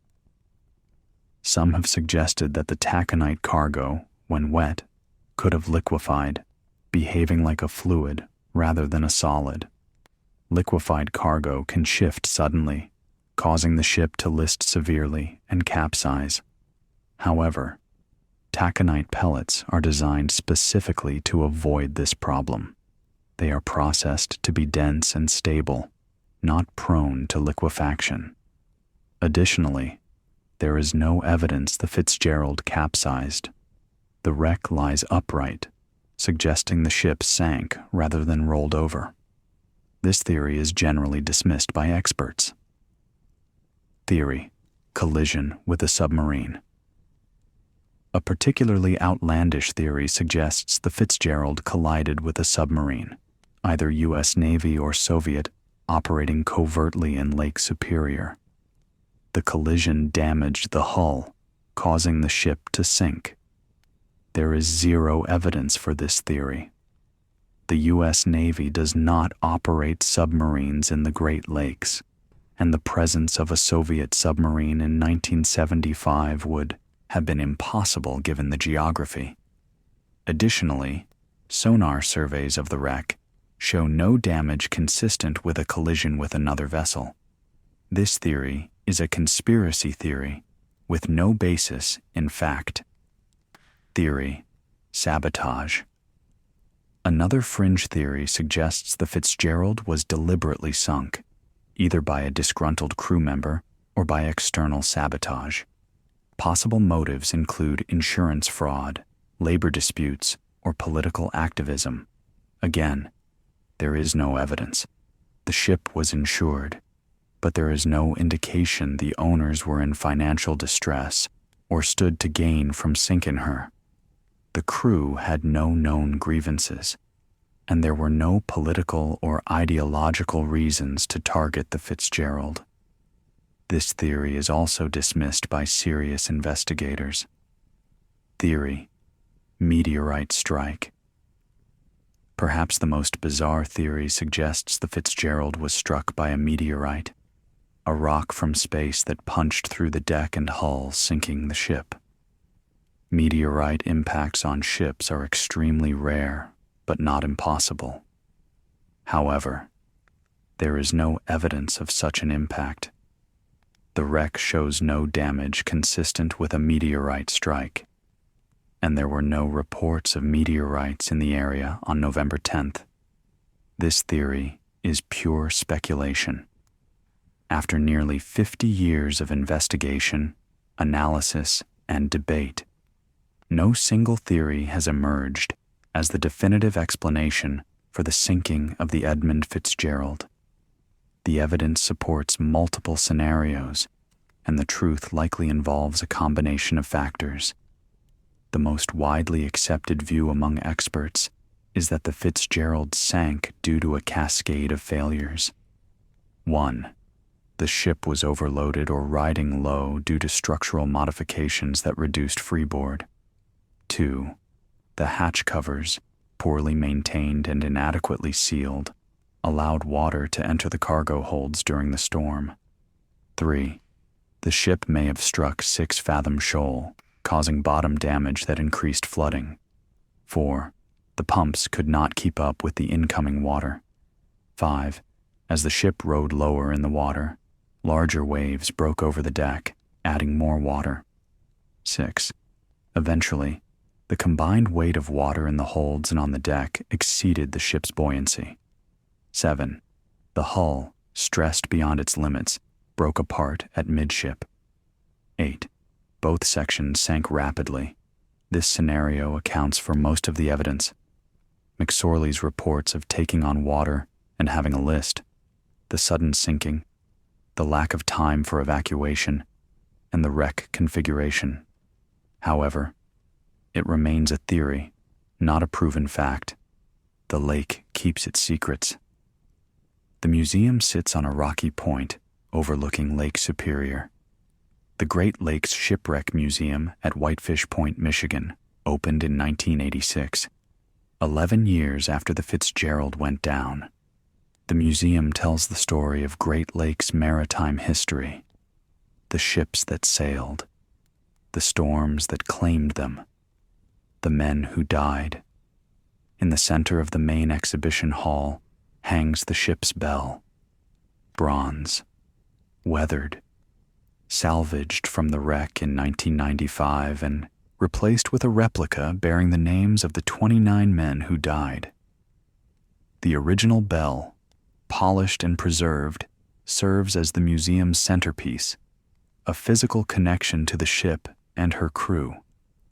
Visitors stand before it, reading the inscription, touching the glass case, feeling the weight of history. Some are family members, children and grandchildren of the men who died, coming to pay respects, to remember. Others are sailors, recognizing the bell as a memorial to their own profession, to the dangers they face every time they go out on the water. Still others are simply curious, drawn by Gordon Lightfoot's song, by the mystery, by the enduring fascination with the Fitzgerald story. Outside, beyond the museum windows, Lake Superior stretches to the horizon. On calm days, the water is blue, placid, almost inviting. On rough days, waves crash against the rocks, spray rising 30 feet in the air, the sound like thunder. The lake in these moments looks exactly as it did on November 10th, 1975, when it swallowed the Edmund Fitzgerald. The bell tolls once a year on November 10th during a memorial ceremony, 29 times, one for each man. The sound carries across the water, solemn and clear, a reminder that the lake, for all its beauty, is unforgiving, and the families, those who remain, gather to listen, to remember, to grieve losses that time has not healed. The lake took their men. The bell remembers their names. The 29 men who died aboard the Edmund Fitzgerald left behind wives, children, parents, siblings, friends. They left behind lives interrupted, futures canceled, memories that would become both treasured and painful. In the immediate aftermath of the sinking, the families were united by grief. They gathered at Coast Guard stations, at churches, at each other's homes, waiting for news that never came, hoping for miracles that never occurred. When the search was called off, when the bodies were not recovered, when the finality of death settled in, the families had to find ways to move forward without closure. Some families received the ship's owner's standard death benefit, a sum of money that seemed inadequate compensation for the loss of a husband or father. Others sued seeking damages, accountability answers. Most of the lawsuits were settled out of court, the terms confidential, but money could not replace the men. Widows had to raise children alone. Children grew up without fathers. Parents buried the memory of sons who had no graves. Nellie McSorley, wife of Captain Ernest McSorley, was 61 years old when her husband died. They had been married for 37 years. Ernest had promised this would be his last season. One more year and then retirement. They had plans, trips they wanted to take, grandchildren to visit. Nellie never remarried. She lived in Toledo, Ohio, in the house she'd shared with Ernest, surrounded by his possessions, his photographs, his navigation, charts. Friends said she became quieter after the sinking, less engaged with the world. She attended memorial services, spoke occasionally to reporters, but mostly she kept to herself. She died in 1986, 11 years after Ernest, and was buried beside a memorial stone bearing his name. There was no body to bury, but the stone gave her a place to visit, to remember. Beatrice McCarthy, wife of first mate John McCarthy, was 60 when her husband died. They had 5 grown children. John had promised this would be his last season. Retirement was coming, and then he would be home for good. Beatrice struggled with anger. She blamed the ship's owners for poor maintenance. She blamed the weather service for inadequate forecasting. She blamed the Coast Guard for not finding survivors. Mostly, she blamed herself for not insisting John quit earlier. She attended every hearing, every investigation, every memorial service. She demanded answers. She wanted someone held accountable. But the investigations concluded there was no negligence, no one to blame, just a terrible accident. She never accepted that, until her death in 1993. She believed the truth had been covered up, that someone knew why the Fitzgerald sank and chose not to reveal it. Ruth Thomas, fiancée of deckhand Mark Thomas, was 22 years old when Mark died. They had been planning their wedding for the following summer. Mark had promised this would be his last season on the lakes. After the wedding, he would find work on land. They would start their life together. Ruth waited for news. When Mark's body was not found, when the search was called off, she held out hope that somehow he had survived, that he would return It took months for her to accept that he was gone. She never married. Friends later said she felt that marrying someone else would be a betrayal. She kept Mark's photograph on her dresser, along with the engagement ring he had given her. She attended memorial services every year, standing with the other families, remembering. She died in 2019, 44 years after Mark, and requested that her ashes be scattered over Lake Superior near the wreck site. Her family honored the request. Janice Haskell, wife of Second Assistant Engineer Russell Haskell, had 2 young children when Russell died. The children were 6 and 4 years old. They barely remembered their father. Janice had to work to support her family, to keep the house. She took a job as a secretary, worked long hours, raised her children as best she could. She rarely spoke about Russell. The grief was too raw, and she did not want the children to grow up defined by loss. Years later, her children interviewed her for a school project about the Fitzgerald. She broke down, crying, unable to continue. It was the first time they had seen her cry about their father. She told them she had tried to be strong, to move forward, but that every November 10th, she relived the moment when the Coast Guard officer came to her door and told her Russell was gone. She died in 2005, 30 years after the sinking. Her children scattered her ashes on Lake Superior. These stories are repeated 29 times, with variations. 29 families, 29 losses, 29 sets of memories that will never fade. The sinking of the Edmund Fitzgerald led to significant changes in Great Lakes shipping regulations designed to prevent future disasters. Improved hatch covers. The Coast Guard mandated improvements to cargo hatch designs. New regulations required stronger clamps, better seals, and more frequent inspections. Ships were required to test hatch closures regularly, documenting that the seals were watertight. Survival suits. All Great Lakes vessels were required to carry immersion suits, also called survival suits, for every crew member. These suits, made of neoprene, provide thermal insulation and buoyancy, allowing a person to survive in cold water for hours rather than minutes. If the Fitzgerald's crew had been wearing survival suits when the ship sank, some might have survived long enough to be rescued. Weather forecasting. The National Weather Service improved its Great Lakes forecasting systems, installing additional weather stations, upgrading radar, and implementing better storm tracking.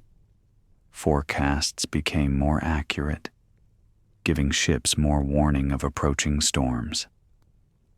Communication requirements. New regulations required all Great Lakes ships to carry multiple redundant communication systems, including satellite phones and emergency beacons. The Fitzgerald had only VHF radio, which failed when the antennas went down. Modern ships have backup systems that continue functioning, even if primary systems fail. Increased inspections. The Coast Guard increased the frequency and thoroughness of ship inspections, particularly focusing on hull integrity and structural components. Ships over a certain age were required to undergo more rigorous inspections, using ultrasound and other technologies to detect metal fatigue and hidden damage. These changes likely prevented future disasters. Since 1975, no bulk carrier on the Great Lakes has been lost with all hands in a storm. There have been groundings, collisions, and mechanical failures, but no catastrophic sinkings comparable to the Fitzgerald. The industry also changed in other ways. Shipping companies became more risk-averse, more willing to delay voyages when weather forecasts were poor. Captains became more cautious, less pressured to maintain schedules regardless of conditions. The economic imperative to keep ships moving at all costs was balanced, somewhat, by recognition that lost ships and lost crews were even more expensive than delayed deliveries. But these changes came at a cost. The cost was 29 lives. The cost was the Edmund Fitzgerald, 729 feet of steel, lying broken on the bottom of Lake Superior. The cost was families shattered, careers ended, a legacy of grief that persists to this day. The Edmund Fitzgerald became more than a maritime disaster. It became a cultural touchstone, a story told and retold, a symbol of human hubris and nature's power. Gordon Lightfoot's song, "The Wreck of the Edmund Fitzgerald," ensured the story would not be forgotten. The song introduced the disaster to millions of people who had never heard of the ship, who knew nothing about Great Lakes shipping, who might never have thought about the men who work on the water. The song's popularity led to increased interest in the disaster. Books were written, documentaries were filmed. Websites dedicated to the Fitzgerald attracted millions of visitors. The wreck became one of the most famous shipwrecks in the world, alongside the Titanic, the Lusitania, and the Bismarck. The Great Lakes Shipwreck Museum at Whitefish Point became a pilgrimage site. Tens of thousands of visitors come each year, drawn by the Fitzgerald story. They view exhibits, watch films, examine artifacts, and stand before the ship's bell. Many are moved to tears. The museum staff reports that visitors often leave personal items, photographs of loved ones lost at sea, notes expressing grief or solidarity, flowers placed at the base of the bell display. The museum also serves an educational function, teaching visitors about Great Lakes maritime history, the physics of shipwrecks, the dangers of commercial shipping. School groups tour the museum, learning about weather navigation, engineering. The Fitzgerald story becomes a lens through which to understand larger themes: risk and reward, technology and nature, memory and loss. The Fitzgerald also inspired artists. Painters created works depicting the ship in calm seas and in storms. Sculptors carved memorials. Poets wrote verses. Photographers documented the wreck site during underwater expeditions. Each artistic interpretation added another layer to the story, another perspective on what the sinking meant. In 1995, the documentary Shipwreck, The Mystery of the Edmund Fitzgerald aired on television, combining historical footage, interviews with survivors from other ships, and underwater footage of the wreck. The documentary reached millions of viewers and reignited public interest in the disaster. In 2000, another expedition to the wreck, sponsored by the National Geographic Society, produced high-resolution images of the wreck site. These images revealed details previously unseen, including personal belongings, machinery, and structural damage. The expedition also recovered artifacts, though this was controversial, with some family members objecting to any disturbance of what they considered a grave site. The Fitzgerald story also entered popular culture in unexpected ways. The ship was referenced in television shows, movies, novels. It became shorthand for maritime disaster, a symbol recognized even by people unfamiliar with the details. Going down like the Edmund Fitzgerald entered colloquial speech, meaning a sudden catastrophic failure. This cultural penetration ensured the story's longevity. The Fitzgerald will not be forgotten as long as the song is played, as long as the museum stands, as long as people tell stories about the sea. Not everyone was satisfied with how the Fitzgerald story was remembered. Controversy surrounded several aspects of the disaster's legacy, dividing families, historians, and the public. The diving controversy. As technology improved, more expeditions dove to the wreck. Some were scientific, conducted with proper permissions and oversight. Others were commercial, led by adventurers seeking footage or artifacts to sell. The families of the crew were divided. Some supported dives that might reveal what caused the sinking. Others opposed any disturbance of the wreck, viewing it as desecration of a grave. In 2006, a particularly controversial dive was led by an explorer who intended to film inside the wreck, penetrating the hull to document the interior. Family members protested. Michigan and Ontario strengthened legal protections for the wreck. The dive proceeded, but was limited in scope. The debate continues. Should wrecks be protected as grave sites? Or should they be studied to advance knowledge and prevent future disasters? There is no consensus. The Bell Controversy. In 1995, the Great Lakes Shipwreck Museum received permission to recover the Fitzgerald's bell from the wreck. A replacement bell, inscribed with the names of the 29 crew members, was installed on the wreck as a memorial. The recovery was intended as a tribute, a way to bring a piece of the ship to the surface where families could visit, where the bell could be displayed and honored. But some family members objected. They argued the bell belonged on the wreck, that removing it was disrespectful, that the museum was commercializing their loss. The controversy grew heated, with accusations and counter-accusations in the media. Eventually, most families accepted the bell's presence in the museum, but a few remained opposed, and the controversy left lasting bitterness. The cause controversy. Perhaps the most persistent controversy concerns the cause of the sinking. Despite multiple investigations, expert analyses, and decades of research, there is still no universally accepted explanation.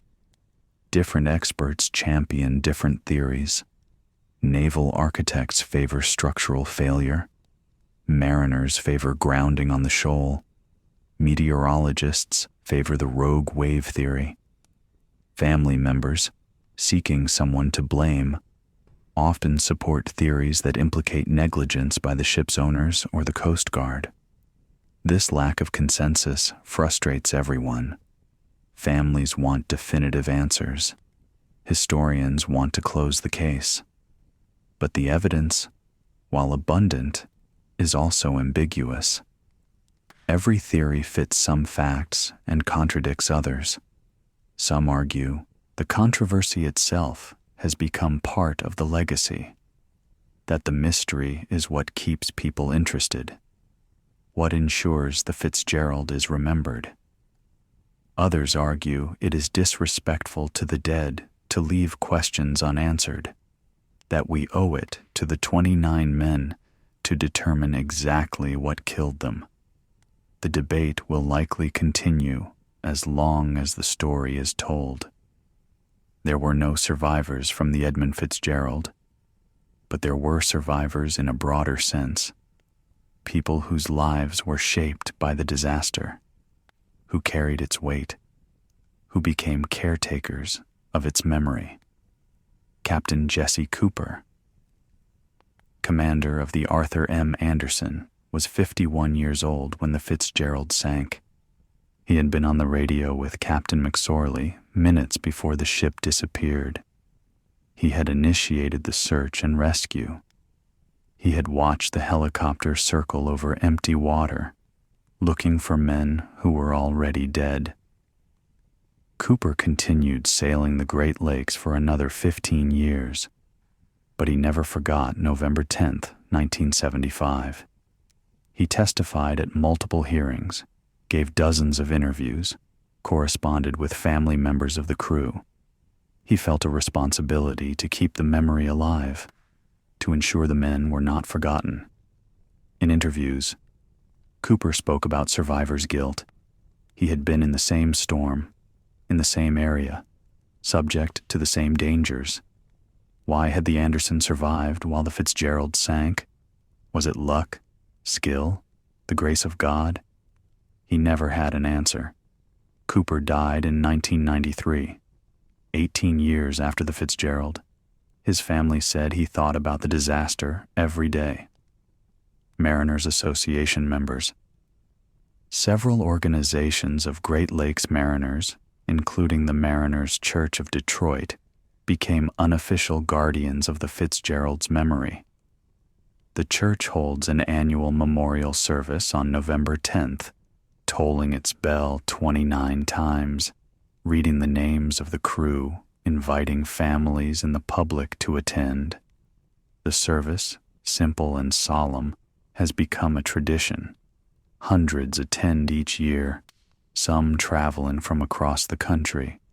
The church has become a gathering place for those touched by the disaster, a community of remembrance.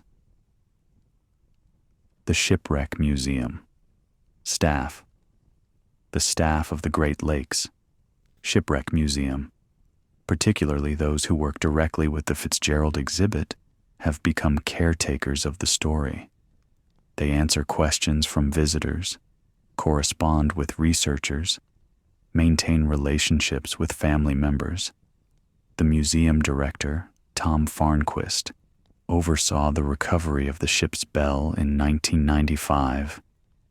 He later said it was the most meaningful work of his career, but also the most difficult, knowing that every decision would be scrutinized, that he bore responsibility for honoring the memory of the dead. The staff treats the bell with reverence, polishing it regularly, ensuring it is displayed properly, overseeing the annual tolling ceremony. They understand they are custodians of something sacred, not just a piece of brass, but a symbol of 29 lives and the families who mourn them. The Edmund Fitzgerald has been on the bottom of Lake Superior for nearly 50 years. The cold water, averaging 37 degrees Fahrenheit, has preserved the wreck far better than wrecks in warmer seas. Steel that would rust away in decades in the ocean lasts for centuries in Lake Superior. But the wreck is not unchanging. Underwater surveys conducted over the years have documented deterioration. The pilot house, already crushed when the ship sank, has collapsed further. The stern section, damaged on impact with the bottom, has settled deeper into the mud. Small artifacts, dishes, tools, personal items have been buried by silt or scattered by currents. The wreck is also a habitat now. Fish shelter in the holds and engine room. Algae grows on exposed metal. Sediment accumulates, slowly covering the ship, reclaiming it for the lake. In another century, the Fitzgerald may be unrecognizable, just a mound on the lake bottom, a vague shape on sonar. In 2 centuries, it may be gone entirely, dissolved by time and water, leaving no trace except the stories we tell. But for now, the wreck remains, a monument to the men who died, a testament to the power of the lake, a reminder that nature, for all our technology and confidence, remains beyond our control. What does the Edmund Fitzgerald teach us 50 years after she sank? First lesson: respect the water. The Great Lakes are not oceans, but they are just as dangerous. Sailors who underestimate them, who treat them as safe because they are fresh water, often pay with their lives. The Fitzgerald's crew did not underestimate the lakes. They were professionals who understood the dangers. But even professionals can be caught off guard. The lesson is humility. Nature is more powerful than any ship, any crew, any technology. We can build better vessels, improve forecasting, implement safety systems, but we cannot eliminate risk. The water demands respect. Second lesson, maintenance matters. The Fitzgerald's hatch covers were worn. The clamps were loose. Inspectors noted problems but did not require immediate action. These small failures, individually insignificant, may have contributed to the disaster when combined with the stress of the storm. The lesson is vigilance. Systems fail not because of single catastrophic events, but because of accumulated neglect. Regular maintenance, thorough inspections, attention to detail. These are not optional. They are the difference between survival and disaster. Third lesson, there are no guarantees. The Fitzgerald was the largest ship on the Great Lakes, commanded by an experienced captain, crewed by professionals, equipped with modern technology. It sank anyway. The lesson is acceptance. We live in an uncertain world. We can reduce risk, but we cannot eliminate it. Sometimes, despite our best efforts, things go wrong. The challenge is to continue, to keep sailing, to keep working, knowing that danger exists, but refusing to be paralyzed by fear. Fourth lesson, memory honors the dead. The families of the Fitzgerald's crew have kept the memory alive for nearly 50 years. They attend memorial services. They visit the museum. They tell their children and grandchildren about the men who died. This remembrance, this refusal to forget, is how we honor those who are gone. The lesson is responsibility. We who survive, we who remain, have an obligation to remember, not to dwell in grief, not to be consumed by loss, but to carry forward the stories, to ensure that lives cut short are not erased by time. Fifth lesson, the lake is eternal. Lake Superior existed long before the Edmund Fitzgerald sailed. It will exist long after the wreck has dissolved into rust and sediment. The lake does not remember. It does not grieve. It simply is, powerful and indifferent, beautiful and deadly. The lesson is perspective. Our individual lives, our triumphs and tragedies, matter enormously to us, but are insignificant in the vastness of time and nature. This is not nihilism, it is realism. We matter, but we are also small. The challenge is to live with both truths, to find meaning in our brief existence while acknowledging our ultimate insignificance. November 10th, 2024. 49 years after the Edmund Fitzgerald sank, family members gather at Whitefish Point for the annual memorial service. There are fewer of them now. The parents and siblings of the crew have mostly passed away, replaced by children, grandchildren, great-grandchildren. Some never knew the men they are here to honor, born years after the disaster, connected only by blood and stories passed down through generations. The ceremony is the same as always. The ship's bell tolls 29 times. The names are read aloud. Wreaths are laid. A minister offers prayers. Gordon Lightfoot's song plays over speakers, his voice carrying across the water. Then, silence.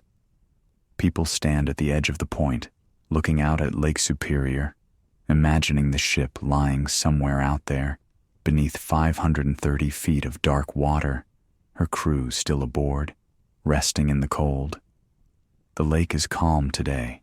The water reflects the gray November sky, flat and still, giving no indication of the violence it is capable of. It looks peaceful, almost friendly. But those who have spent time on the water know better. They know the lake's moods, How quickly calm can turn to fury. How waves that seem manageable from shore become mountains when you are out there. How the cold water is waiting, patient and eternal, for the next mistake, the next failure, the next ship. An elderly woman stands at the rail, her hand resting on the bronze plaque that bears the names of the crew. She is Ruth Thomas, now in her 70s, the fiancée who never became a wife. She comes every year, makes the long drive from Ohio to Michigan to stand in this spot and remember Mark, the young man she loved 50 years ago. She does not cry anymore. The tears ran out decades ago. Now she just stands, silent, looking at the water, thinking about what might have been, a life together, children, grandchildren, growing old side by side, all of it gone in 15 minutes on a November night. She turns away from the water, walks back toward the museum, where the bell hangs in its glass case. She stops before it, reads the inscription, traces Mark's name with her finger against the glass. Other visitors watch her, recognizing grief, giving her space. Finally, she straightens, takes a breath, and walks toward the exit. She will drive home tonight, back to Ohio, back to her life, and next November she will return, as she has every year since 1976, to remember. This is the legacy of the Edmund Fitzgerald. Not just the ship, not just the disaster, but the human connections, the love and loss that ripple forward through time, touching lives decades later, ensuring that 29 men who died on November 10th, 1975, are not forgotten. The sun sets over Lake Superior. The water turns from gray to black. The lighthouse at Whitefish Point begins its rotation beam cutting through the gathering darkness, warning ships away from shore, marking the graveyard of the Great Lakes. Somewhere out there, 17 miles northwest of this light, the Edmund Fitzgerald rests, the bow section embedded in mud, the stern section lying on its side, the taconite cargo spilled across the lake bottom, the 29 crew members still aboard, their names remembered, their stories preserved, their sacrifice honored. The lake rolls on, waves rising and falling, storms coming and going, seasons turning from shipping to ice and back again. Ships pass overhead, captains marking the spot on their charts, crews offering silent respect to those who went before. And every November 10th, the bell tolls, 29 times, one for each man. The sound carries across the water, a reminder to the living that the dead are not gone, not truly, as long as we remember them, as long as we tell their stories, as long as we stand on the shore and look at the lake and think about the cost of the work we ask others to do. The Edmund Fitzgerald is gone, but her legacy endures. The fire burns low now. The embers glow red in the darkness. The night is ending. We have followed the Edmund Fitzgerald from her birth in 1958 through 17 years of service to her death on November 10th, 1975. We have met her crew, 29 ordinary men doing dangerous work. We have examined the evidence, the theories, the investigations that tried to answer the question, what happened? And we have learned, perhaps, that some questions have no perfect answers. That tragedy is often the result not of single failures, but of multiple factors converging at the worst possible moment. That the line between routine and disaster is thinner than we imagine. That the water, for all its beauty, demands respect and occasionally exacts a price we are not willing to pay. The Edmund Fitzgerald was a ship, steel and machinery and cargo holds, But she was also more than that. She was the men who sailed her, the families who waited for them, the communities that depended on the work they did. And when she sank, she took all of that with her, leaving only memory and grief and the endless question, why? We may never know the complete truth. The lake keeps its secrets, but we can honor the men who died. We can remember their names. We can tell their stories, and we can ensure that their sacrifice, whatever its cause, was not in vain. The shipping industry changed after the Fitzgerald. Ships became safer. Regulations became stricter. Captains became more cautious. Those changes saved lives. That is the legacy, the only meaningful one, that can come from tragedy. So we remember. We tell the stories. We stand at the shore and look at the water and think about the men who are still out there, resting in the cold and the dark, 530 feet below the surface. Forever part of the lake they worked. The Edmund Fitzgerald, the Big Fitz, the Queen of the Lakes. Gone, but not forgotten. The fire has burned out. The night is ending. Dawn approaches. Thank you for listening.